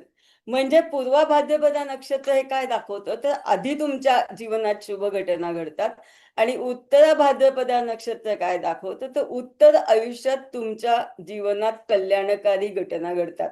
असं या दोन्ही नक्षत्रांचा अर्थ काढावा लागेल. पूर्वी हे नक्षत्र एकत्रित अभ्यास व्हायचा, त्यामुळे भद्रा हे जे मुख्य आहे, भद्र म्हणजे कल्याण हे त्याचं मुख्य आहे. परंतु पूर्व जीवनात पूर्वा भाद्रपद म्हणजे पूर्व जीवनात परिवर्तन आणि उत्तरा भाद्रपदा म्हणजे उत्तर जीवनात परिवर्तन असा या 2 नक्षत्रांचा अर्थ काढता येतो. सप्टेंबर मध्ये भाद्रपद महिन्यात रात्री 9 ते पहाटेपर्यंत हे नक्षत्र आपल्याला दिसतं. त्यामुळे हे नक्षत्र बघायचं असेल तर तुम्हाला भाद्रपद महिन्यात दिसतं. या नक्षत्राचा स्वामी गुरु आहे. सगळ्यात महत्वाचं म्हणजे कुंभ राशीतले 20 ते 30 अंश आणि मीन राशीतला 0 ते 23 हा जो पाद आहे असं मिळून हे नक्षत्र तयार झालेलं आहे. 3 चरण एका कुंभ राशीत आणि 1 चरण मीन राशीत असल्यामुळे हे त्रिपाद नक्षत्र आहे. त्रिपाद नक्षत्र हे थोडंसं कधी कधी वेगळ्या अर्थाने अभ्यासायला लागतं, कारण त्याची राशी बदलत असते. जेव्हा पहिले 3 पादाचा विचार होतो त्यावेळेला कुंभ राशीचा विचार करायला लागतो आणि जेव्हा शेवटच्या पादाचा विचार केला जातो तेव्हा मीन राशीचा विचार करावा लागतो. हे चरण जे आहेत त्या चरणांची नामाक्षर काय आहेत तर से सो दादी ही या चरणांची नामाक्षरणं आहेत. प्रथम नवमोष स्वामी हा मंगळ आहे, द्वितीय नवमोष स्वामी हा शुक्र आहे, तृतीय नवमोष स्वामी हा बुध आहे आणि चतुर्थ नवमोष स्वामी हा चंद्र आहे. त्यामुळे पूर्वा भाद्रपदा नक्षत्र पहिला चरण नामाक्षर से त्यांचा मंगळ ग्रहाच्या अधिपत्याखाली येतं आणि ह्या नक्षत्र याचा मेष नवमोष असतो. मेष आणि मंगळ याचा जर विचार केला आणि जर से नाव असेल तर ती व्यक्ती पूर्णतः पूर्वा भाद्रपदा प्रथम चरणाशी निगडीत असते आणि मंगळाच्या अधिपत्याखाली येण्यामुळे ध्येय गाठण्याची तळमळ ह्या व्यक्तीत प्रचंड दिसून येते. स्वतःचा क्रोध आणि हिंसाचारावर नियंत्रण ठेवण्याची क्षमता सुद्धा या व्यक्तीत दिसून येते. ते एक प्रेरित, महत्वाकांक्षी आणि धाडसी व्यक्तिमत्व तयार होताना दिसते. स्वतःच्या कामासाठी हे लोक कटिबद्ध असतात, इतरांच्या उन्नतीचा सुद्धा हे प्रयत्न करीत असतात. पूर्वा भाद्रपदा द्वितीय चरणाचा विचार केला तर त्याचा नवमोष स्वामी शुक्र आहे आणि वृषभ नवमोष येतो. त्यामुळे शुक्र ग्रहाच्या अधिपत्याखाली हा पूर्वा भाद्रपदा द्वितीय चरण जाणवतं. या लोकांना शुक्र हा ज्योतिष विद्येचा कारक ग्रह आहे. पूर्वा भाद्रपदा नक्षत्रात असणारी लोक ही ज्योतिषी, उत्तम ज्योतिषी असतात आणि त्यांना ज्योतिष शास्त्राची भयंकर आवड असते. तर पूर्वा भाद्रपदा द्वितीय चरण शुक्राच्या अंडर ही लोक येतात. ते उत्कृष्ट ज्योतिषी असू शकतात. सगळ्यात महत्वाचं म्हणजे ते पैसे कमवण्यात फार पटाईत असतात. पहिला जो पाद आहे तो स्वतःचं धैर्य धाडस दाखवण्यात पटाईत असतात. दुसरा जो पाद आहे तो पैसे कमवण्यात पटाईत असतात. धर्माच्या व्रतवैकल्यांचा वापर ते ज्योतिषीय दृष्ट्या करून लोकांवरती करून किंवा लोकांना धर्माचं महत्व सांगून त्याचा स्वतः पूजा अर्चा सांगून किंवा या प्रकारचं सांगून स्वतः पैसा जमवण्याकडे त्यांचा कल असतो. सगळ्यात महत्वाचं म्हणजे ही लोकही स्वतःच्या अंगच्या कलागुणांचा वापर पैसा बनवण्यासाठी किंवा पैसा तयार करण्यासाठी करत असतात. पूर्व भाद्रपदाचा तिसऱ्या चरणाचा विचार केला तर बुध आणि मिथुन नवमोश आहे. त्यामुळे ही लोक ही बुद्धिमान असतात, समाधानी असतात. त्यांना कुटुंब आणि मित्रांकडून अनुकूल वागणूक मिळते. कोणतीही असाइनमेंट ते सहजतेने आणि सक्षमतेने पूर्ण करू शकतात. त्यामुळे पहिला पाद हा मंगळ धाडस, दुसरा पाद हा शुक्र स्वतःच्या अंगचे कलागुण, तिसरा जो पाद आहे हा पाद बुधाचा असल्यामुळे कुठलीही असाइनमेंट किंवा कुठलीही गोष्ट ही सहजतेने आणि अतिशय व्यवस्थित चौकटीत बसेल अशा तऱ्हेने ते पूर्ण करताना दिसतात. पूर्व भाद्रपदाचा जो चतुर्थ पाद आहे हा पाद थोडासा कधी कधी दुःखदायी वाटतो, कारण कर्क नवमोश येतो. चंद्राच्या अधिपत्याखाली हा पाद येतो आणि त्याचा कर्क नवमोश आहे. त्यामुळे कर्क राशी ही भावनिकता जपण्याकडे या राशीचा कल असतो. त्यामुळे कधी कधी अति भावनिकतेत वाहवल्या गेल्यामुळे आणि हा जो पाद आहे हा मीन राशीत गेल्यामुळे अति पसरणे हे या राशीचं महत्वाचं ध्येय असल्यामुळे बरेच वेळेला पूर्व भाद्रपदात चतुर्थ चरणाची लोकही व्यावहारिक दृष्ट्या कधी कधी अक्षम असतात किंवा व्यावहारिक दृष्ट्या कमी पडतात. त्यामुळे स्वतःचं कार्य ते कधी कधी नीट करू शकत नाही. मीन राशी असल्यामुळे पैशाचा जो काय व्यय अपव्यय आहे त्याकडे त्यांचं अजिबात लक्ष नसतं. त्यामुळे ह्या पादावरती भावनिकता अधिक, मनाच्या आहारी जाण्याची वृत्ती, त्यामुळे वेळेत कामं पूर्ण न झाल्यामुळे त्यापासून पैसा तयार न होणे आणि आर्थिकता तयार न होणे या गोष्टी आपल्याला दिसून येतात. सगळ्यात महत्वाचं म्हणजे कोणतेही शांती कर्म ह्या नक्षत्रास लागलेलं नाहीये. त्यामुळे पूर्वा भाद्रपदा नक्षत्र म्हणलं की लोक हायसं करतात, अरे वा चला शांती कर्माचं ते हे नक्षत्र नाहीये. परंतु अजून एक लक्षात ठेवलं पाहिजे की पूर्वा भाद्रपदा नक्षत्र हे पंचक नक्षत्रातील नक्षत्र आहे. त्यामुळे जर मरणसमयी पूर्वा भाद्रपदा नक्षत्र असेल तर निश्चितच पुत्तल विधी किंवा शांती कर्म करावं लागतं. त्यात पुत्तल विधी आणि शांती कर्माचा असा एक नियम आहे की मरण ह्या पंचकावरती येण्याच्या ऐवजी, कारण त्रिपाद नक्षत्र आणि पंचक, परंतु हे त्रिपाद मध्ये न गणता हे पंचक मध्ये गणलं जातं. आणि त्यामुळे जर या नक्षत्रावरती मरण आलं परंतु तुम्ही दहन जर अश्विनी नक्षत्र भरणी नक्षत्रावरती केलं तर निश्चितच तुम्हाला ह्या पंचकाचा दोष लागत नाही, असा एक विचार पंचांगात मांडलेला आहे. परंतु पूर्वा भाद्रपदा, उत्तरा भाद्रपदा, रेवती म्हणजे 5-6 दिवस जातात. त्यामुळे तुम्हाला बॉडी ही शवपेटीत ठेवणं अत्यंत गरजेचं आहे. बरेच वेळेला जर पंचक नक्षत्रावरती दहन झाल्यास निश्चितच आजूबाजूची 5 जण किंवा त्या घरातील 5 जण ही लोक निश्चितच मरण पावताना दिसतात. त्यामुळे ह्या पंचकाचा दाह हा अतिशय मोठा असतो. त्यामुळे तुम्हाला निश्चितच लक्ष ठेवायला पाहिजे की मरणसमयी, जननसमयी या नक्षत्रावरती लक्ष ठेवणं गरजेचं नाही, कारण कुठलंही शांतिकर्म या नक्षत्राला लागलेलं नाही. परंतु मरणसमयी जर हे नक्षत्र तुम्हाला आलं तर पंचक साठी पुत्तल विधी किंवा शांतिकर्म करणं अत्यंत गरजेचं आहे. किंवा दहन टाळणं, पंचक नक्षत्रावरती दहन टाळणं हे अत्यंत महत्वाचं आहे. आज अमेरिका किंवा इतर देशात बघा, बॉडी शांतपणे शवागारात ठेवून देतात आणि मग सगळ्यांना वेळ असेल तेव्हा दहन करतात. आपल्याकडे मात्र अजून ही पद्धत नाही. एकदा बॉडी तयार झाली, शरीराची बॉडी म्हणजे मृतावस्था तयार झाली की लवकरात लवकर तिचं दहन कसं करता येईल याचा विचार केला जातो. बरेच वेळेला धनिष्ठाच्या पूर्वार्धापासून पंचक लागतं, मग धनिष्ठाच्या उत्तरार्धापासून पूर्वार्धात जर मृत्यू झाला तर निश्चितच उत्तरार्ध चालू व्हायच्या आत दहन होणं अत्यंत गरजेचं आहे. कारण या नक्षत्रात मरणपेक्षा दहनाला अत्यंत महत्त्व दिलेलं आहे. त्यामुळे मरणसमयी ज्योतिषांनी पूर्वा भाद्रपदा नक्षत्राचा विचार करणं अत्यंत गरजेचं आहे. या नक्षत्राची नाडी आद्य नाडी आहे. योनी सिंह योनी आहे आणि गण मनुष्य गण आहे. सिंह योनी असल्यामुळे ब्रँडेड माल वापरणं, चांगला माल वापरणं किंवा मोठ्या स्तरावरच्या गोष्टी आखणं, ह्या गोष्टी या राजासारख्या ते करताना दिसतात. त्यासाठी पैसा असो किंवा नसो, परंतु यांचं राहणीमान मात्र एखाद्या राजासारखं असतं. या नक्षत्राचा आराध्य वृक्ष आंबा. पूर्वीच्या काळी जेव्हा रत्न किंवा इतर गोष्टी उपलब्ध नव्हत्या, त्यावेळेला आम्ही नक्षत्राचे आराध्य वृक्षाचा वापर ज्योतिषीगण करायचे. त्यावेळी आराध्य वृक्ष आंबा म्हणजे या आंब्याचं मूळ दंडावरती बांधून ठेवायचे. त्यामुळे या नक्षत्राच्या ज्या काही अशुभ गोष्टी होतात त्या टळल्या जातात. दान सोने, मुख अधो, दृष्टी मध्य, लोचन चिबीट. लोचन दृष्टी याचा उपयोग जर या नक्षत्रावरती गोष्टी हरवल्या तर त्यासाठी आपल्याला या लाईनचा उपयोग होतो. याचा अग्नतत्व अग्नी आहे. संज्ञा उग्र किंवा क्रूर, लिंग पुरुष आणि गुणसत्वगुणी नक्षत्र आहे. चंद्र नक्षत्र आहे. पाऊस ह्या नक्षत्रावरती नाही. धार्मिक कार्यास प्रतिकूल असं हे नक्षत्र आहे.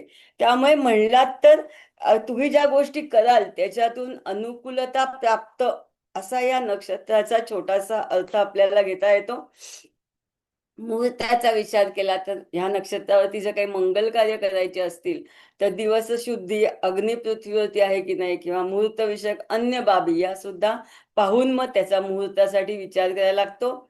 बारशास प्रतिकूल, साखरपुड्यास प्रतिकूल, विवाहास प्रतिकूल, मुंजास प्रतिकूल, वास्तुशांतीस प्रतिकूल अशा सर्वसामान्य लोकांना ज्या ज्या गोष्टी मंगलदायी वाटतात या अशा सर्व मंगलदायी कार्यांसाठी हे प्रतिकूल नक्षत्र आहे. त्यामुळे शक्यतो ह्या नक्षत्रावरती वरील गोष्टी न करणेच चांगलं. हे नक्षत्र कशास चांगलं आहे तर हे नक्षत्र विद्यारंभास मात्र अनुकूल आहे. या नक्षत्रावरती जर विद्या शिकण्यास प्रारंभ केला तर निश्चितच तुम्हाला यश मिळताना दिसतं. या नक्षत्रावरती शस्त्र बनवणे, छोटे उद्योग, व्यापार, सिनेमा, नाटक, मनोरंजन इत्यादीसाठी हे नक्षत्र अनुकूल आहे. म्हणजे या नक्षत्रात जर ग्रह असेल तर ह्या लोकांनी निश्चितच नाटक, सिनेमा यात काम करणं छान होतं. कारण ती एक त्यांच्या जीवनाची एक नवीन सुरुवात असते. किंवा एखाद्या सिनेमाचा मुहूर्त सुद्धा जर तुम्ही या नक्षत्रावरती केला तर कदाचित तो सिनेमा पहिले सगळे विक्रम मोडून तुम्हाला मार्केटमध्ये चालताना दिसतो. अजून याची वैशिष्ट्य म्हणजे पुरलेले द्रव्य काढणे. बघा, जमिनीत पुरलेले द्रव्य असं तुम्हाला जरी सांगितलं तरी सुद्धा तुम्ही एखादा माणूस अख्खी बिल्डिंग पाडून खाली जमीन उकरायला लागतो. तर तुम्हाला त्यासाठी जर मुहूर्त काढून द्यायचा असेल तर पुरलेले द्रव्य काढणे, या नक्षत्राचा मुहूर्त काढून देऊ शकता. जुगार खेळणे म्हणजे काय की अशुभातून शुभ. जुगार खेळणे अशुभ असलं तरी सुद्धा त्याच्यातून जी काय तुमची संपत्ती मिळणार आहे, यश मिळणार आहे ते तुम्हाला कुठेतरी शुभासाठी अनुकूलता दाखवतं. मध काढणे, प्रवासारंभ करणे इत्यादी गोष्टी ह्याच्यावरती शुभ समजल्या जातात. शेतीच्या कामाविषयी बोलूया, कारण भारत हा शेतीप्रधान देश आहे. शेत नांगरणे, विहीर खणणे, तलाव खणणे इत्यादीसाठी हे नक्षत्र जास्ती शुभ आहे.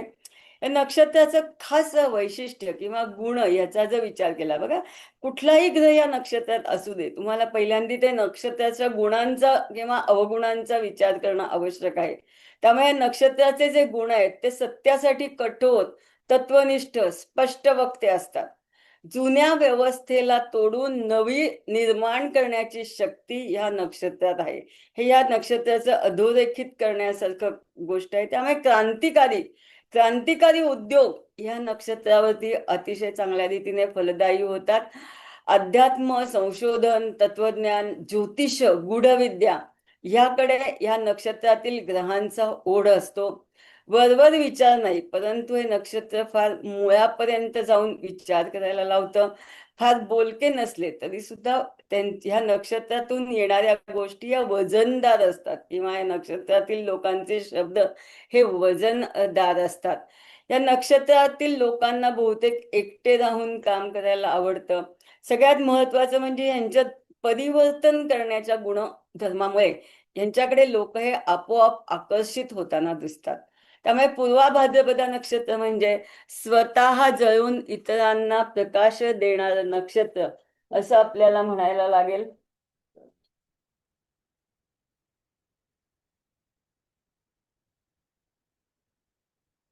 या नक्षत्रातील व्यक्तींचा दोष किंवा नक्षत्रातील दोषचा जर विचार केला तर अशा नक्षत्रातील ग्रहातील व्यक्तींना किंवा व्यक्तींना दोष हा पटकन येतो. यांच्या रागावरती नियंत्रण ठेवणं त्यांना अति कठीण जातं. रागावला की हा कोणाचाच नाही, इतर वेळी हा प्रेमळ, अशी गणना या नक्षत्रातील व्यक्तींची होत जाते. विचित्रपणे किंवा सर्वसामान्य रूढीच्या विरुद्ध वागणे हे या नक्षत्राचं मुख्य वैशिष्ट्य आहे.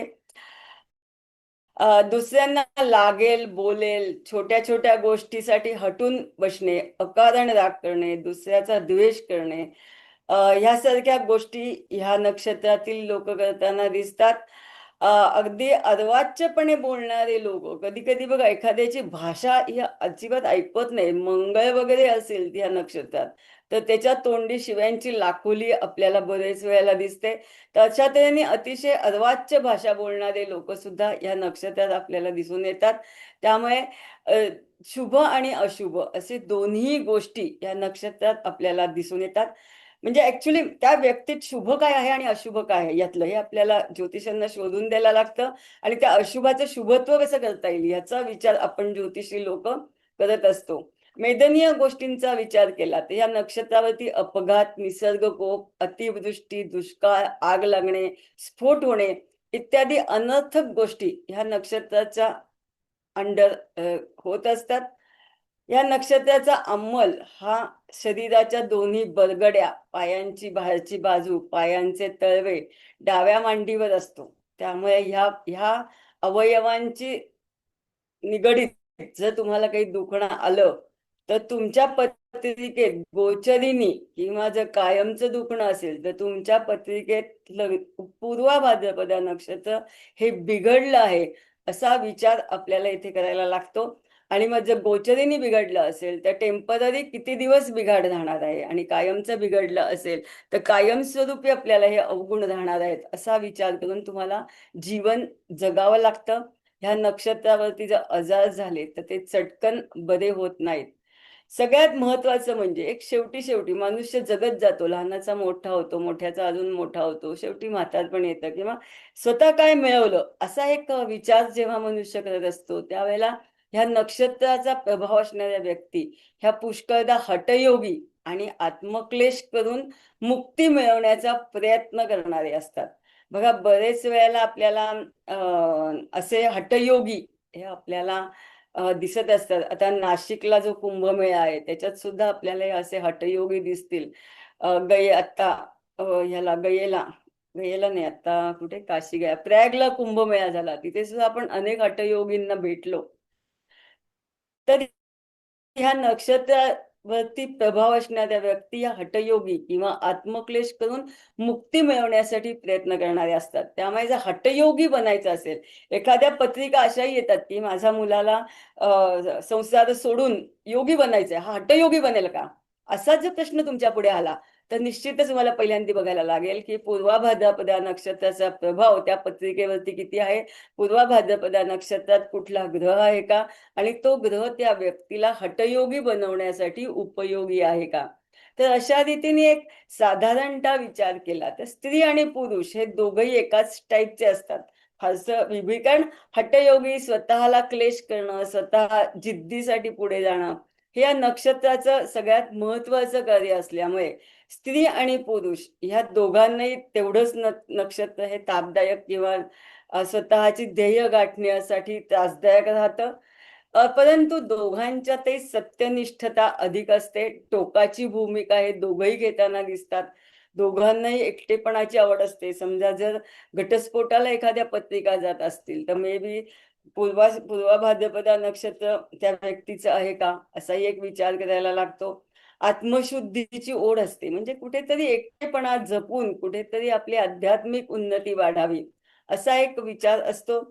पुरुष पुरुष हा बाह्य संघर्षात जास्ती जाणवतो, म्हणजे पुरुषांच्या शरीर यष्टीवरून त्यांचा संघर्ष दिसून येतो, परंतु ते अंतर्गामी मात्र वैराग्यता दिसतात. स्त्री अंतर्गत संघर्ष दाखवते आणि बाहेरून मात्र ती स्थिर दाखवते, परंतु अंतर्गत भयंकर तिचा संघर्ष चालू असतो. बघा, आपण अभिनेत्री रेखाची पत्रिका ह्याच्यासाठी बघूया. रेखा ही सगळ्यांना एक आवडती अभिनेत्री आहे. एक काळ तिने अतिशय चांगल्या रीतीने गाजवला असं म्हणायला हरकत नाही. अनेक जणांची पूर्व भाद्रपदा नक्षत्र आहेत, परंतु मला रेखाची आज पत्रिका आपणापुढे मांडावीशी वाटली. रेखाची पत्रिका ही धनु लग्नाची आहे आणि तिचा लग्नेश गुरु हा अष्टमस्थानी गेलेला आहे. अष्टमस्थान हे सुद्धा काहीतरी जुनं सोडून नवीनकडे वाटचाल असं दाखवत असतं. त्यामुळे तिचं लहानपण पण अत्यंत गरिबीत होतं आणि त्याच्यातून तिने स्वतःचा एक आदर्श तयार केला. परंतु रेखाचं कुंभ रास आहे जन्मन आणि तिचं जन्म नक्षत्र पूर्वा भाद्रपदा द्वितीय चरण आहे. मला मुद्दाम चरणावरती मी अशी थांबले की द्वितीय चरण हे वृषभ आहे आणि ते शुक्राचं आहे. आणि ह्या चरणातली लोक ही स्वतःच्या अंग मेहनतीतून किंवा स्वतःच्या अंगच्या कलागुणातून पुढे येतात आणि शून्यापासून जाऊन अतिशय उंची गाठताना दिसतात. त्यामुळे असं हे रेखाचं पूर्वा भाद्रपदा नक्षत्र मला तिच्या ह्या तिच्या सगळ्या लकबी दिसून आल्या. तिच्या ह्या जन्म नक्षत्रानुसार तिचा जन्म 10 ऑक्टोबर 1954 सकाळी 11 वाजता मद्रासला झाला. तर अशा तऱ्हेने छानशी पत्रिका ही पुढे आल्यावरती आपण जो अभ्यास करत आहोत तो अतिशय योग्य आहे असा एक माझ्या डोक्यात विचार आला. ह्या नक्षत्रात जर तुमच्या बघा, फक्त जन्म नक्षत्र असून उपयोग होत नाही.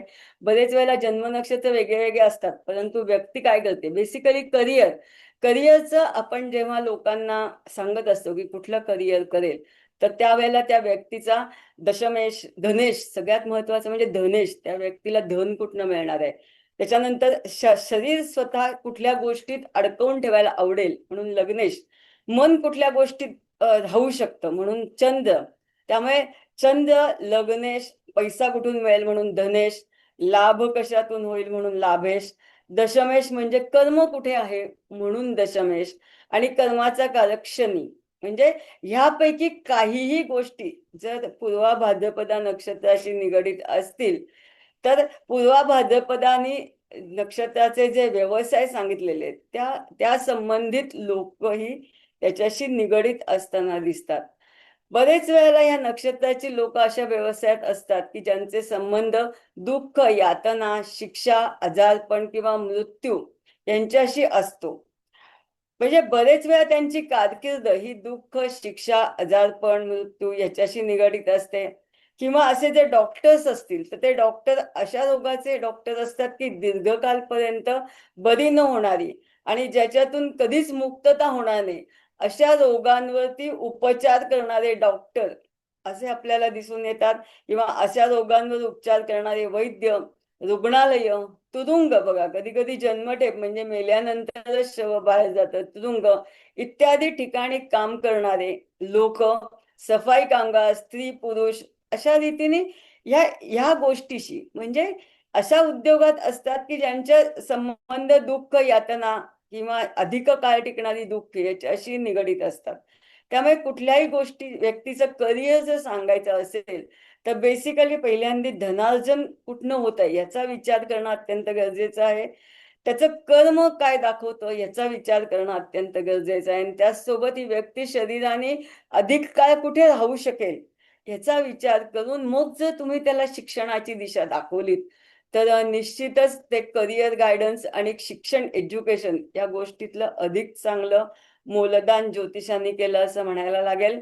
या नक्षत्रातील चंद्र आणि लग्न यांचा जर विचार केला तर बघा, चंद्र असेल तर मन त्या नक्षत्राशी निगडीत असतं. जसं मी रेखाचं दाखवलं की रेखा द्वितीय चरणात आहे, तर तिचं मन हे शुक्राच्या अंडर म्हणजे सिनेसृष्टी किंवा नटणं मुरडणं किंवा जे आत्ता छान अलंकार घालून स्वतःला कमी वयात दाखवणं, या सगळ्या. वृषभ राशी अशी रास आहे ना की असेल त्याच्यापेक्षा निम्म्या वयाने दाखवण्यात त्या राशीला फार आनंद वाटतो.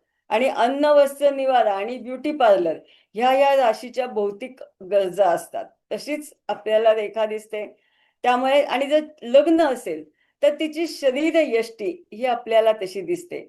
मग पूर्व भाद्रपद नक्षत्र जर चंद्र नक्षत्र असेल तर त्या व्यक्तीचं अंतर्मन हे ह्या टाईपचं असू शकतं. आणि लग्न असेल तर तिचं शरीरानी लहान राहणं किंवा इतर ज्या गोष्टी पूर्वाभात तसा तिचा प्रभाव हा शरीरावरती असतो. या नक्षत्राचं लग्न असेल, लग्नबिंदू असेल तर शरीरावरती प्रभाव असतो. आणि चंद्र असेल तर अंतर्मनावरती या नक्षत्राचा प्रभाव असतो.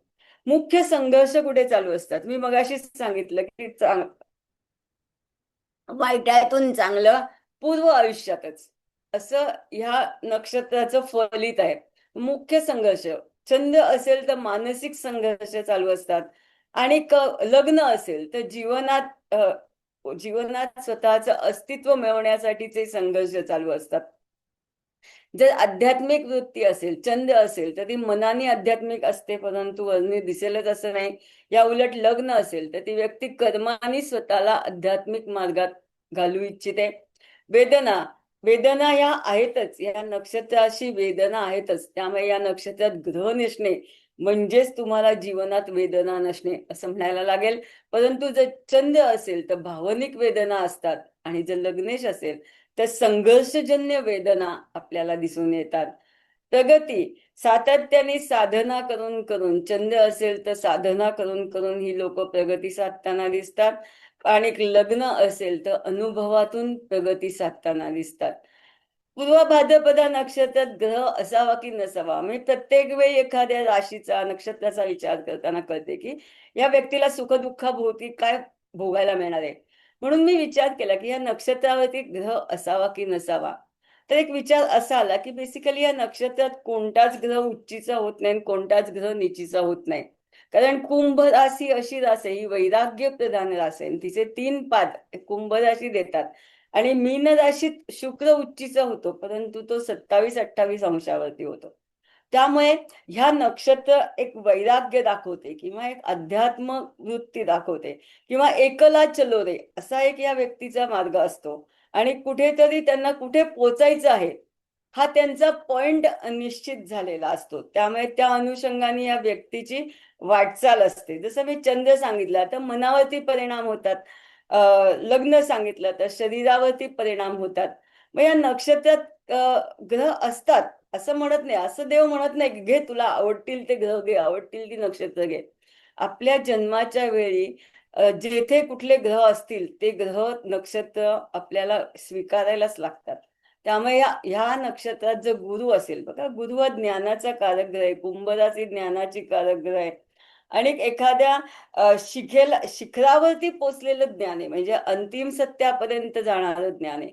त्यामुळे ह्या नक्षत्रात जर गुरु असेल तर अत्यंत अत्यंत अत्यंत शुभ आहे. या नक्षत्रात गुरु असावाच. ती अतिशय बौद्धिक दृष्ट्या अतिशय उच्च स्तरातील व्यक्ती असते. अध्यात्म ज्ञान प्रतिष्ठा ह्या तिच्याकडे असतात. योग्य निर्णय शक्ती असते. कुंडलीला दिशा देणारा देते किंवा तुमच्या जीवनाला दिशा देते. त्यामुळे बहुतेक वेळेला एज्युकेशन लाईन मधले फार मोठे लोक किंवा संशोधक किंवा परमहंसांची पण ही पूर्व भाद्रपदा नक्षत्र आहे. त्यामुळे असे गुरुतुल्य व्यक्ती की जे एक अंतिम सत्यापर्यंत जाऊन पोचलेले आहेत असे लोकांच्या पत्रिकेत हा गुरु असण्याची शक्यता आहे. शनी असेल तर शनीला सुद्धा हे नक्षत्र चांगलं जातं कारण त्याचा राशी स्वभाव खालनं त्याला देत असतो. तप संयम आणि दीर्घ यश म्हणजे सतत काम करत करत जी लोक यशस्वी होताना दिसतात ती लोक ही शनी पूर्व भाद्रपदा नक्षत्रात असेल ते येतात. संघर्ष देतो पण तोडत नाही म्हणजे कुठली गोष्ट पूर्ण निगेटिव्ह होत नाही परंतु संघर्षातून त्याला चांगल्या रीतीने न्याय मिळतो. उशिरा फळ मिळतं परंतु फळ मिळतं. त्यामुळे असेल तर शुभ कर्म किंवा शुभ ठरणारा, पत्रिकेला शुभ ठरणारा शनी असावा. बुध असेल तर फार चांगला ह्याला, कारण नुसतं गुरु असून उपयोग होत नाही. त्या गुरुला जर व्यवहाराची जोड दिली तर निश्चित रीतीने त्याचा उपयोग समाज कल्याणासाठी करता येतो. फार मोठी बुकं दिली आणि यातलं काहीतरी सांग, तुला काय कळलं, तर तसं घडत नाही. तर बुध प्रधान असतात ते त्यातल्या छोट्या छोट्या छोट्या गोष्टी काढून बाजूला ठेवतात आणि त्याच्यातून ते संशोधन करत ते मार्केटमध्ये काय टाकायचं, मार्केटला काय गरज आहे, सध्या काय खपणार आहे, असा विचार करून सतत पैसा तयार करण्याच्या मागे असतात. त्यामुळे जर बुध असेल तर तर्कशुद्ध विचार, लेखन, संशोधन. परंतु बुध हा ग्रह असा आहे की जर प्रॉफिट होत नसेल तर चक्क नाही म्हणणारा ग्रह आहे. त्यामुळे नाही म्हणल्यामुळे थोडीशी लोक दुखावली जातात. परंतु बुध असणं याच्यात अतिशय चांगलं आहे. हे नक्षत्र कुणाला मानवत नाही. तर रवीला हे नक्षत्र विशेष मानवत नाही. कारण रवी बेसिकली काय आहे, तर रवी म्हणजे आत्म्याचा कारक आहे. म्हणजे मी मोठा, अहम ब्रह्मास्मी म्हणणारा ग्रह म्हणजे रवी आहे. मग रवी जर या नक्षत्रात असेल आणि तो अशा हायर लेवलच्या बुद्ध्यांक असलेल्या जर नक्षत्रात गेला तर त्याचा अहंकार वाढतो, वरिष्ठांशी त्याचा सतत संघर्ष होतो. बघा, रवी पूर्व भाद्रपदा नक्षत्र आहे आणि आहे चपरासी. तर या चपरास्याचे सातत्याने त्याच्या ज्येष्ठांशी सातत्याने संघर्ष होताना दिसतात. कारण ज्येष्ठ जो आहे तो याच्याकडे काही चांगल्या ह्याने बघेल असं नाही. हा काय सांगतोय, का तू काय सांगतो, शिक्षण नाही, काही नाही, असाही एक विचार असतो. त्यामुळे जर रवी असेल तर वरिष्ठांची सतत संघर्ष असते. ह्याला सत्ता मिळते, परंतु ती कशी की जे क्रांतिकारक असतात त्या टाईपमध्ये यांना सत्ता मिळते. वाद घालायला लागतो किंवा मजुरांचा तो राजा असतो वगैरे वगैरे. म्हणजे राज्यात बसणारा रवी हा पूर्व भाद्रपदा नक्षत्राचा नसतो, तर तो खालच्या लोकांचं प्रतिनिधित्व करणारा हा रवी असतो. त्यामुळे इथे रवी दुर्बल वाटतो. चंद्र पूर्व भाद्रपदा नक्षत्र मी आधीच सांगितलं की मनावरती फार गोष्टी ह्या आदळत असताना दिसतात. चांगल्या गोष्टी करता करता वाईट गोष्टीतून त्यांना आक्रमण करायला लागतो, मार्ग काढावा लागतो. बरेच वेळेला लहानपणी यांचं दुःखात जाऊ शकतो की ज्या ठिकाणी मनुष्य राहू पण शकत नाही अशा ठिकाणून ही लोक आलेली असतात. परंतु हळूहळू ती मोठ्या पदी जाताना दिसतात. त्यामुळे जर चंद्र पूर्व भाद्रपदा नक्षत्र असेल तर मानसिक अस्वस्थता, झोप, चिंता आणि भावनिकता प्लस मायनस होणारी भावनिकता ही तुम्हाला दिसते. त्यामुळे चंद्रासाठी हे नक्षत्र थोडस मी जडच आहे असं म्हणेन. शुक्राचं खरं म्हणजे या नक्षत्रात काहीच काम नाहीये. कारण शुक्र हा काय अध्यात्म, उच्च शिगेचं अध्यात्म, उच्च विज्ञान असा काही कारक नाहीये. त्यामुळे बरेच वेळेला जर शुक्र असेल तर पती पत्नी नात्यात किंवा आई वडील, मुलगा वडील यांच्या नात्यात हे विचित्र ताण संभवतात. त्यामुळे त्यांच्या जीवनात जर शुक्र या नक्षत्रात आला तर प्रेमाचं स्थैर्यता येते. आणि सगळ्यात मुख्य म्हणजे हे वैराग्याचं शिगोला पोचलेलं नक्षत्र आहे. तर शुक्राचा वैराग्याशी तसा संबंध, आधी भोगून जे वैराग्यात जातात ते लोक वेगळे असतात. परंतु डायरेक्ट जन्माला आल्या जर वैराग्य आलं तर ते लोक हे सहन करू शकत नाहीत. त्यामुळे भोगापेक्षा वैराग्याला महत्व देणारे नक्षत्र असल्यामुळे शुक्रासाठी हे नक्षत्र अजिबातच अनुकूल नाही. मंगळासाठी तर सगळ्यात कठीण नक्षत्र आहे. कारण मंगळ म्हणजे सारखं ज्याचं नाक सारखं चिरडलं जातं, नाकावरती एक राग असतो या लोकांच्या. मंगळ प्रधान लोकांचे बघा, चिडले ना तर ते त्यांच्या नाकाचा शेंडा लाल होताना दिसतो. त्यामुळे अशा लोकांसाठी तर हे अजिबातच नक्षत्र चांगलं नाही. राग, वाद, अपघात हे सातत्याने होत राहतात. अति टोकाच्या प्रतिक्रिया, कारण मंगळ हा प्रतिक्रिया व्यक्त होणारा ग्रह आहे. त्यामुळे शक्यतो मंगळ येथे नसावाच. त्यामुळे मंगळ नसेल तर चांगलं, शुक्र नसेल तर चांगला. मग बघा, पूर्व भाद्रपद नक्षत्रात जर मंगळ आणि शुक्र नसेल तर अशा पत्रिकांचा दर्जा कसा ओळखायचा ह्याविषयी मी सांगते की अशा पत्रिका या निश्चितच 30 ते 40% अपग्रेड होताना दिसतात. चंद्र नसेल तर अजून थोडे अपग्रेड होताना दिसतात. रवी नसेल तर अजून अपग्रेड होताना दिसतात. त्यामुळे पत्रिकेचा दर्जा ठरवण्यासाठी तुम्हाला नक्षत्र अंतर्गत काय काय गोष्टी आहेत याचा विचार इथे करायला लागतो. राहू केतूसाठी हे नक्षत्र अतिशय उत्तम आहे. राहूचा जर विचार केला तर राहू हा गूढ, परदेशी जाणारा, संशोधन करणारा ग्रह आहे. राहू जर शुभ असेल तर फार चांगला जातो. कुंभ रास त्याला आवडते कारण तो शनीचा चेला आहे. त्यामुळे शनी चांगला असेल तर राहू चांगला असतो. त्यामुळे गूढता, परदेश गमन, संशोधन कार्यात प्रगती, अचानक होणारे बदल हा राहू पेलवू शकतो.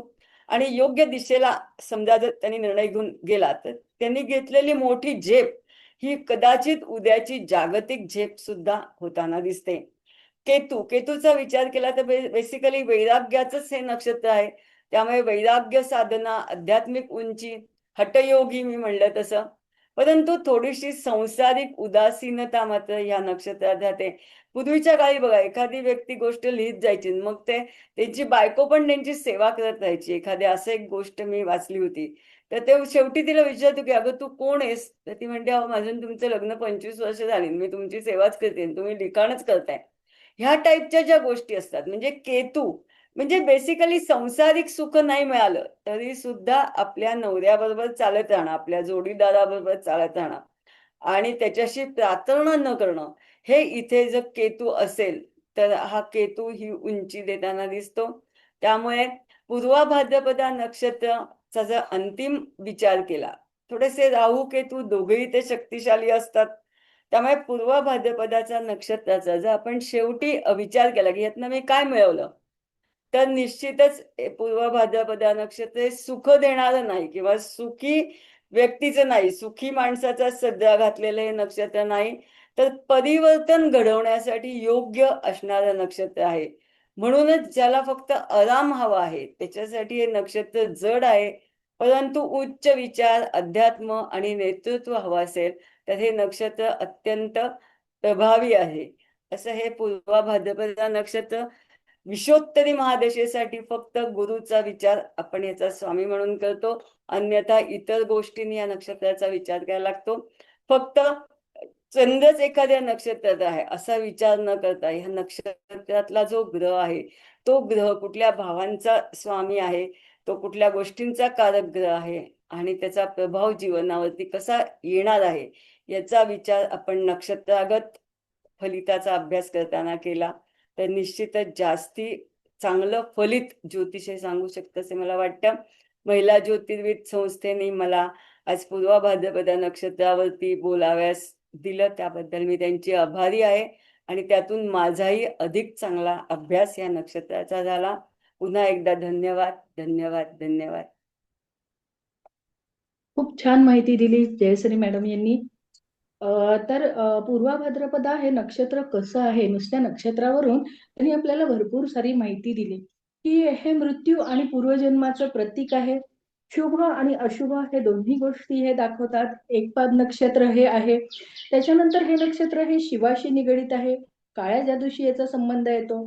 अशुभ काळातून शुभ काळात आणण्यासाठी परिवर्तनाची गरज आहे हा संदेश हे नक्षत्र आपल्याला देतं.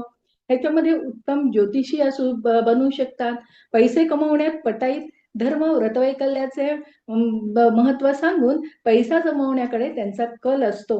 या गुणामुळे पण कधी कधी ह्याच्यामध्ये पूर्वा भाद्रपदा नक्षत्रामध्ये व्यवहाराला हे लोक कमी पडू शकतात. मरणसमयी ह्या नक्षत्राचा विचार करणे गरजेचे आहे. ते मंगल कार्याला हे प्रतिकूल नक्षत्र आहे. पण विद्यारंभासाठी शस्त्र मनोरंजन ह्याच्यासाठी अनुकूल नक्षत्र आहे. अशुभातून शुभ दाखवणारे क्रांतिकारी उद्योग त्यांचे फलदायी होतात. फक्त यांनी रागावरती कंट्रोल ठेवायला हवा. ह्या नक्षत्रावरती झालेले आजार हे लवकर बरे होत नाहीत. रवीला हे नक्षत्र मानवत नाही, त्यामुळे ज्येष्ठांशी संघर्ष होऊ शकतो. शुक्र आणि मंगळासाठी सुद्धा हे कधी कधी अनुकूल राहत नाही. सुखी माणसाचा सदरा घालणारं हे नक्षत्र नाही, पण कष्टातून ते परिवर्तन हे घडवू शकतात. अशी बहुमोल सुरेख माहिती ही मॅडमनी छान दिली. खूप खूप धन्यवाद मॅडम.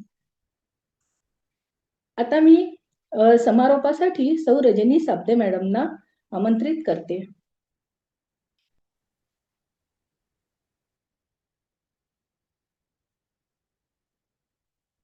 संजीवनी मॅडम. हा, बोलते. आज घाणेकर सर पण नाही आहेत आणि साबदे मॅडम पण नाही आहेत.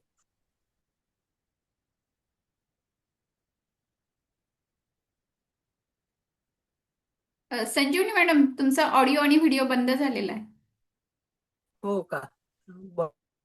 व्हिडिओ पण बंद आहे. तरच गेलंय.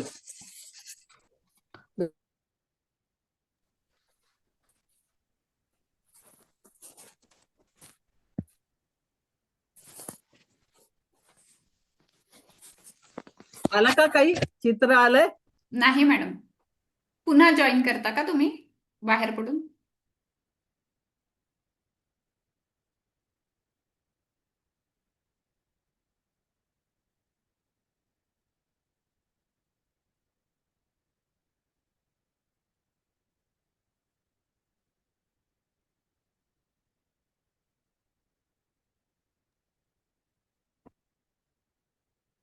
संजीवनी मॅडम.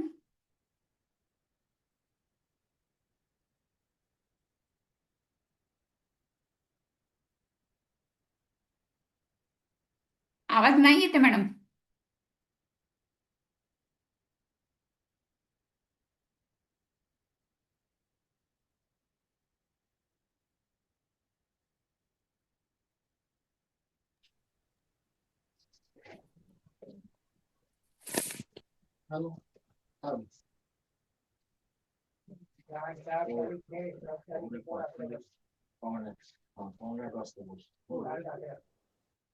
संजीवनी मॅडमकडे काहीतरी प्रॉब्लेम झालेला दिसतोय. कदाचित जॉईन करतील त्या 2 मिनिटात.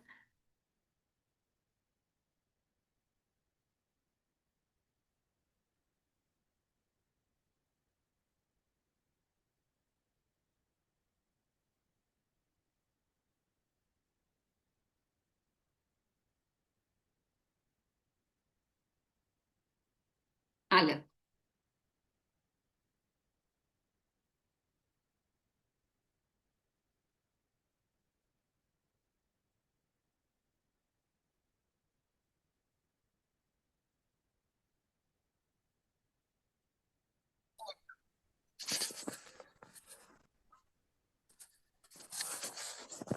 हॅलो.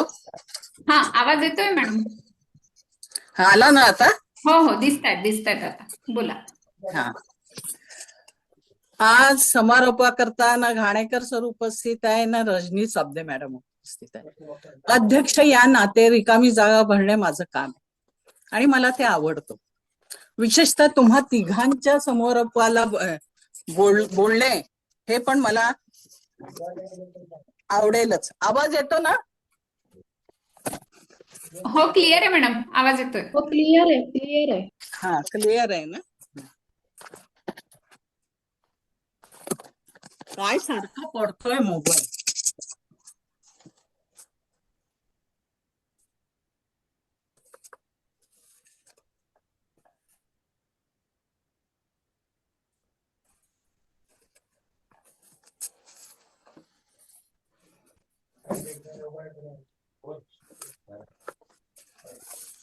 आज गुरुची नक्षत्र आहेत आणि गुरुच्या नक्षत्रावर बोलावलेल्या तिन्ही व्याख्याता अगदी उत्तम आहे. असं म्हणतात, शैले शैलेन माणिक्यम मौक्तिकम न गजे वजे, साधो नाही सर्वत्र चंदनम न वने वने. विद्वान लोक हे आपल्याला सगळ्या ठिकाणी मिळत नाही. हत्तीच्या गंडस्थळात पण आपल्याला प्रत्येक याच्यात मोती मिळत नाही. पण साधू पण सर्वत्र नसतात. पण आज माझ्या या गुरुच्या व्याख्यान सत्रात मला तिन्ही व्यक्ती अतिशय उत्तम मिळालेले. सर्वप्रथम आपण जो पुनर्वसू नक्षत्राचा विचार केला त्यावर मालती मॅडम यांनी पुनर्वसू नक्षत्र हे रामाचं आहे हे आपल्याला एक सांगितलंय. या पुनर्वसू नक्षत्रातल्या व्यक्ती श्रीमंत असतात आणि त्यांनी पत्रिका पण सांगितली आणि 2026चं पूर्ण राशी भविष्य पण त्यांनी आपल्याला पुनर्वसू नक्षत्राचं सांगितलं. हे अतिशय महत्वाचं आहे. प्रत्येक व्याख्याता, आता मी इतके व्याख्यान घेते, प्रत्येक जण आपल्या वेगवेगळ्या दृष्टिकोनातनं आमच्या समोर येतो बघा, आणि एक एक वेगळी आणि सुंदर माहिती आम्हाला त्या व्याख्यातातर्फे मिळते. हा माझा या नक्षत्राच्या याच्यात एक हे झालंय की प्रत्येक व्याख्याता आपल्या आपल्या वैशिष्ट्यासह, आपल्या आपल्या गुणधर्मासहित, आपल्या नॉलेजसह जेव्हा आमच्या समोर येतो तेव्हा खूपदा आम्हाला चकित होण्याची वेळ येते बघा. प्रत्येक वेगळी ही वेगळी असली तरीही तिचं ज्ञान मात्र अगाध असतं. आणि या तिन्ही नक्षत्राची महत्वाची गोष्ट म्हणजे काय आहे की पुनर्वसू नक्षत्र पुनर्वसन करतं, आणि विशाखा नक्षत्र परिवर्तन करतं, आणि पूर्व भाद्रपदा नक्षत्र पण परिवर्तन करतं. म्हणजे या नक्षत्रातल्या व्यक्ती या क्रियाशील असून त्या त्यांच्या आयुष्यात परिवर्तन करण्याकरता, पुनर्वसन करण्याकरता कार्यरत असतात. हा एक महत्वाचा मुद्दा या व्याख्यानमालेतनं स्पष्ट झालेला आहे. आता सुनीता पागे मॅडम यांनी पहिले सांगितलं न शरती ते नक्षत्र. विशाखा नक्षत्र हे एक विरुद्ध बाजू असलेलं असतं. नेत्यांना 2 क्षेत्रामध्ये यश मिळतं कुठल्याही चांगल्या याच्यातल्या. आणि तुळेतील विशाखा नक्षत्रामध्ये त्यांनी सांगितलं की राधेचा पण संबंध येतो. कर्क नवमांश मध्ये सुद्धा त्यांनी उच्च आणि नीच अशा प्रकारच्या सगळ्या नवमांशाबद्दल माहिती दिली. सगळ्यात महत्वाचं म्हणजे स्टार फॉर पर्पज हे नक्षत्र कुठल्या तरी कारणाकरता जर आलं तर त्यात खूप यश मिळतं. म्हणजे त्यांचा नक्षत्राचा जन्म स्टार फॉर पर्पज साठी झालाय की काहीतरी पर्पज तुमचं असलं पाहिजे, हेतू असला पाहिजे. तर तो हेतू पूर्ण करण्याकरता या नक्षत्राच्या द्वारे आपल्याला चांगलं माहिती मिळू शकते. एक दुसरं, या नक्षत्रात थोडस असमाधान असतं, आणि ते असमाधान वयाच्या उत्तरार्धात कमी होतं, पण यांना परफेक्टनेस खूप आवडतो. अशी वेगळी वेगळी माहिती आपल्याला या नक्षत्रातनं मिळालेली आहे. आता तिसऱ्या नक्षत्राचं वर्णन तर जयश्री मॅडमनी खूप सखोल आणि खूप व्यवस्थित केलं, म्हणूनच त्यांना झूम क्वीन म्हणतात बरं का. हे आज मला पटलं. ते खूपच छान सांगितलेलं आहे. आणि तिन्ही नक्षत्र परिवर्तन आणि पुनर्वसनाचे असले तरी पूर्व भाद्रपदा नक्षत्रातली दिलेली माहिती ही अप्रतिम आणि खूप मोठ्या प्रमाणात दिली बरं का. की जसं त्यांनी दिलं की हे पंचक मधलं एक आहे आणि अश्विनी भरणी नक्षत्रानंतरच त्याचं दहन करावं. तिन्ही व्याख्या त्याची उत्तम मेजवानी आहे बरं का. पण सगळ्यात सांगितलं म्हणजे की या पूर्व भाद्रपदा नक्षत्रात धार्मिक करण्याकरता म्हणजे मुहूर्ता करता हे बरोबर नाहीये. उत्तम भाषा, उत्तम वक्तृत्व, सखोल अभ्यास, नवीन नॉलेज, नक्षत्रांचे महत्व यावर तिन्ही व्याख्यात्यांनी खूप भर दिलेला आहे. पूर्व भाद्रपदा म्हणजे अध्यात्म ज्योतिष्य करता हा एक चांगलं हे चरण आहे. चंद्र पत्रिकेत असला तर मनात, पुनर्वसू नक्षत्रात असला तर मनावर परिणाम होतो, आणि लग्न पत्रिकेत असला तर शरीरयष्टीवर परिणाम होतो. लग्न पत्रिकेतला चंद्र हा स्वतःच्या अस्तित्वाच्या करता संघर्ष करणारा असतो, तर चंद्र पत्रिकेतील पुनर्वसू नक्षत्रातला चंद्र हा मानसिक याच्या करता असतो. म्हणून धनेश, लग्नेश, चंद्र, दशमेश, कर्म या सगळ्यांचा विचार या व्याख्यानात अगदी उत्तम प्रकारे झालाय. तर मी तुम्हाला तिघींनाही मी इथे आमंत्रित केल्यानंतर आज मला खूप समाधान वाटतंय की नक्षत्रावर एवढा सखोल अभ्यास कदाचित आपल्याला कुठे मिळणार नाही, पण आज तिन्ही व्याख्यानातून आपल्याला खूप सुंदर सखोल अभ्यास आपल्याला मिळालेला आहे. म्हणून म्हणणे कहने के लिए है क्या, इतने सुंदर और इतने अच्छे व्याख्यान आज हुए, मजा आ गया एकदम. खरंय, खूप मजा आला. त्यामुळे तिन्ही नक्षत्रांच्या तिन्ही व्याख्यातांचे मनपूर्वक आभार. तुम्ही इथे येऊन आमच्या महिला ज्योतिर्विदच्या व्यासपीठावरतून इतके सुंदर व्याख्यान दिले आणि अशा मैत्रिणी मला मिळाल्यात, याला माझं भाग्य आहे की नाही. त्यामुळे तुम्ही सगळ्यांनी खूप छान प्रतिसाद दिला, सुंदर व्याख्यान दिले. आणि मी म्हटलं ना आज बौद्धिक मेजवानी आहे, ते वाक्य खरं केलं बरं का. एवढं बोलून मी माझा समारोप संपवते. तुम्हा सगळ्यांचे मनपूर्वक आभार, उपस्थितांचे सगळ्यांचे मनपूर्वक आभार. धन्यवाद.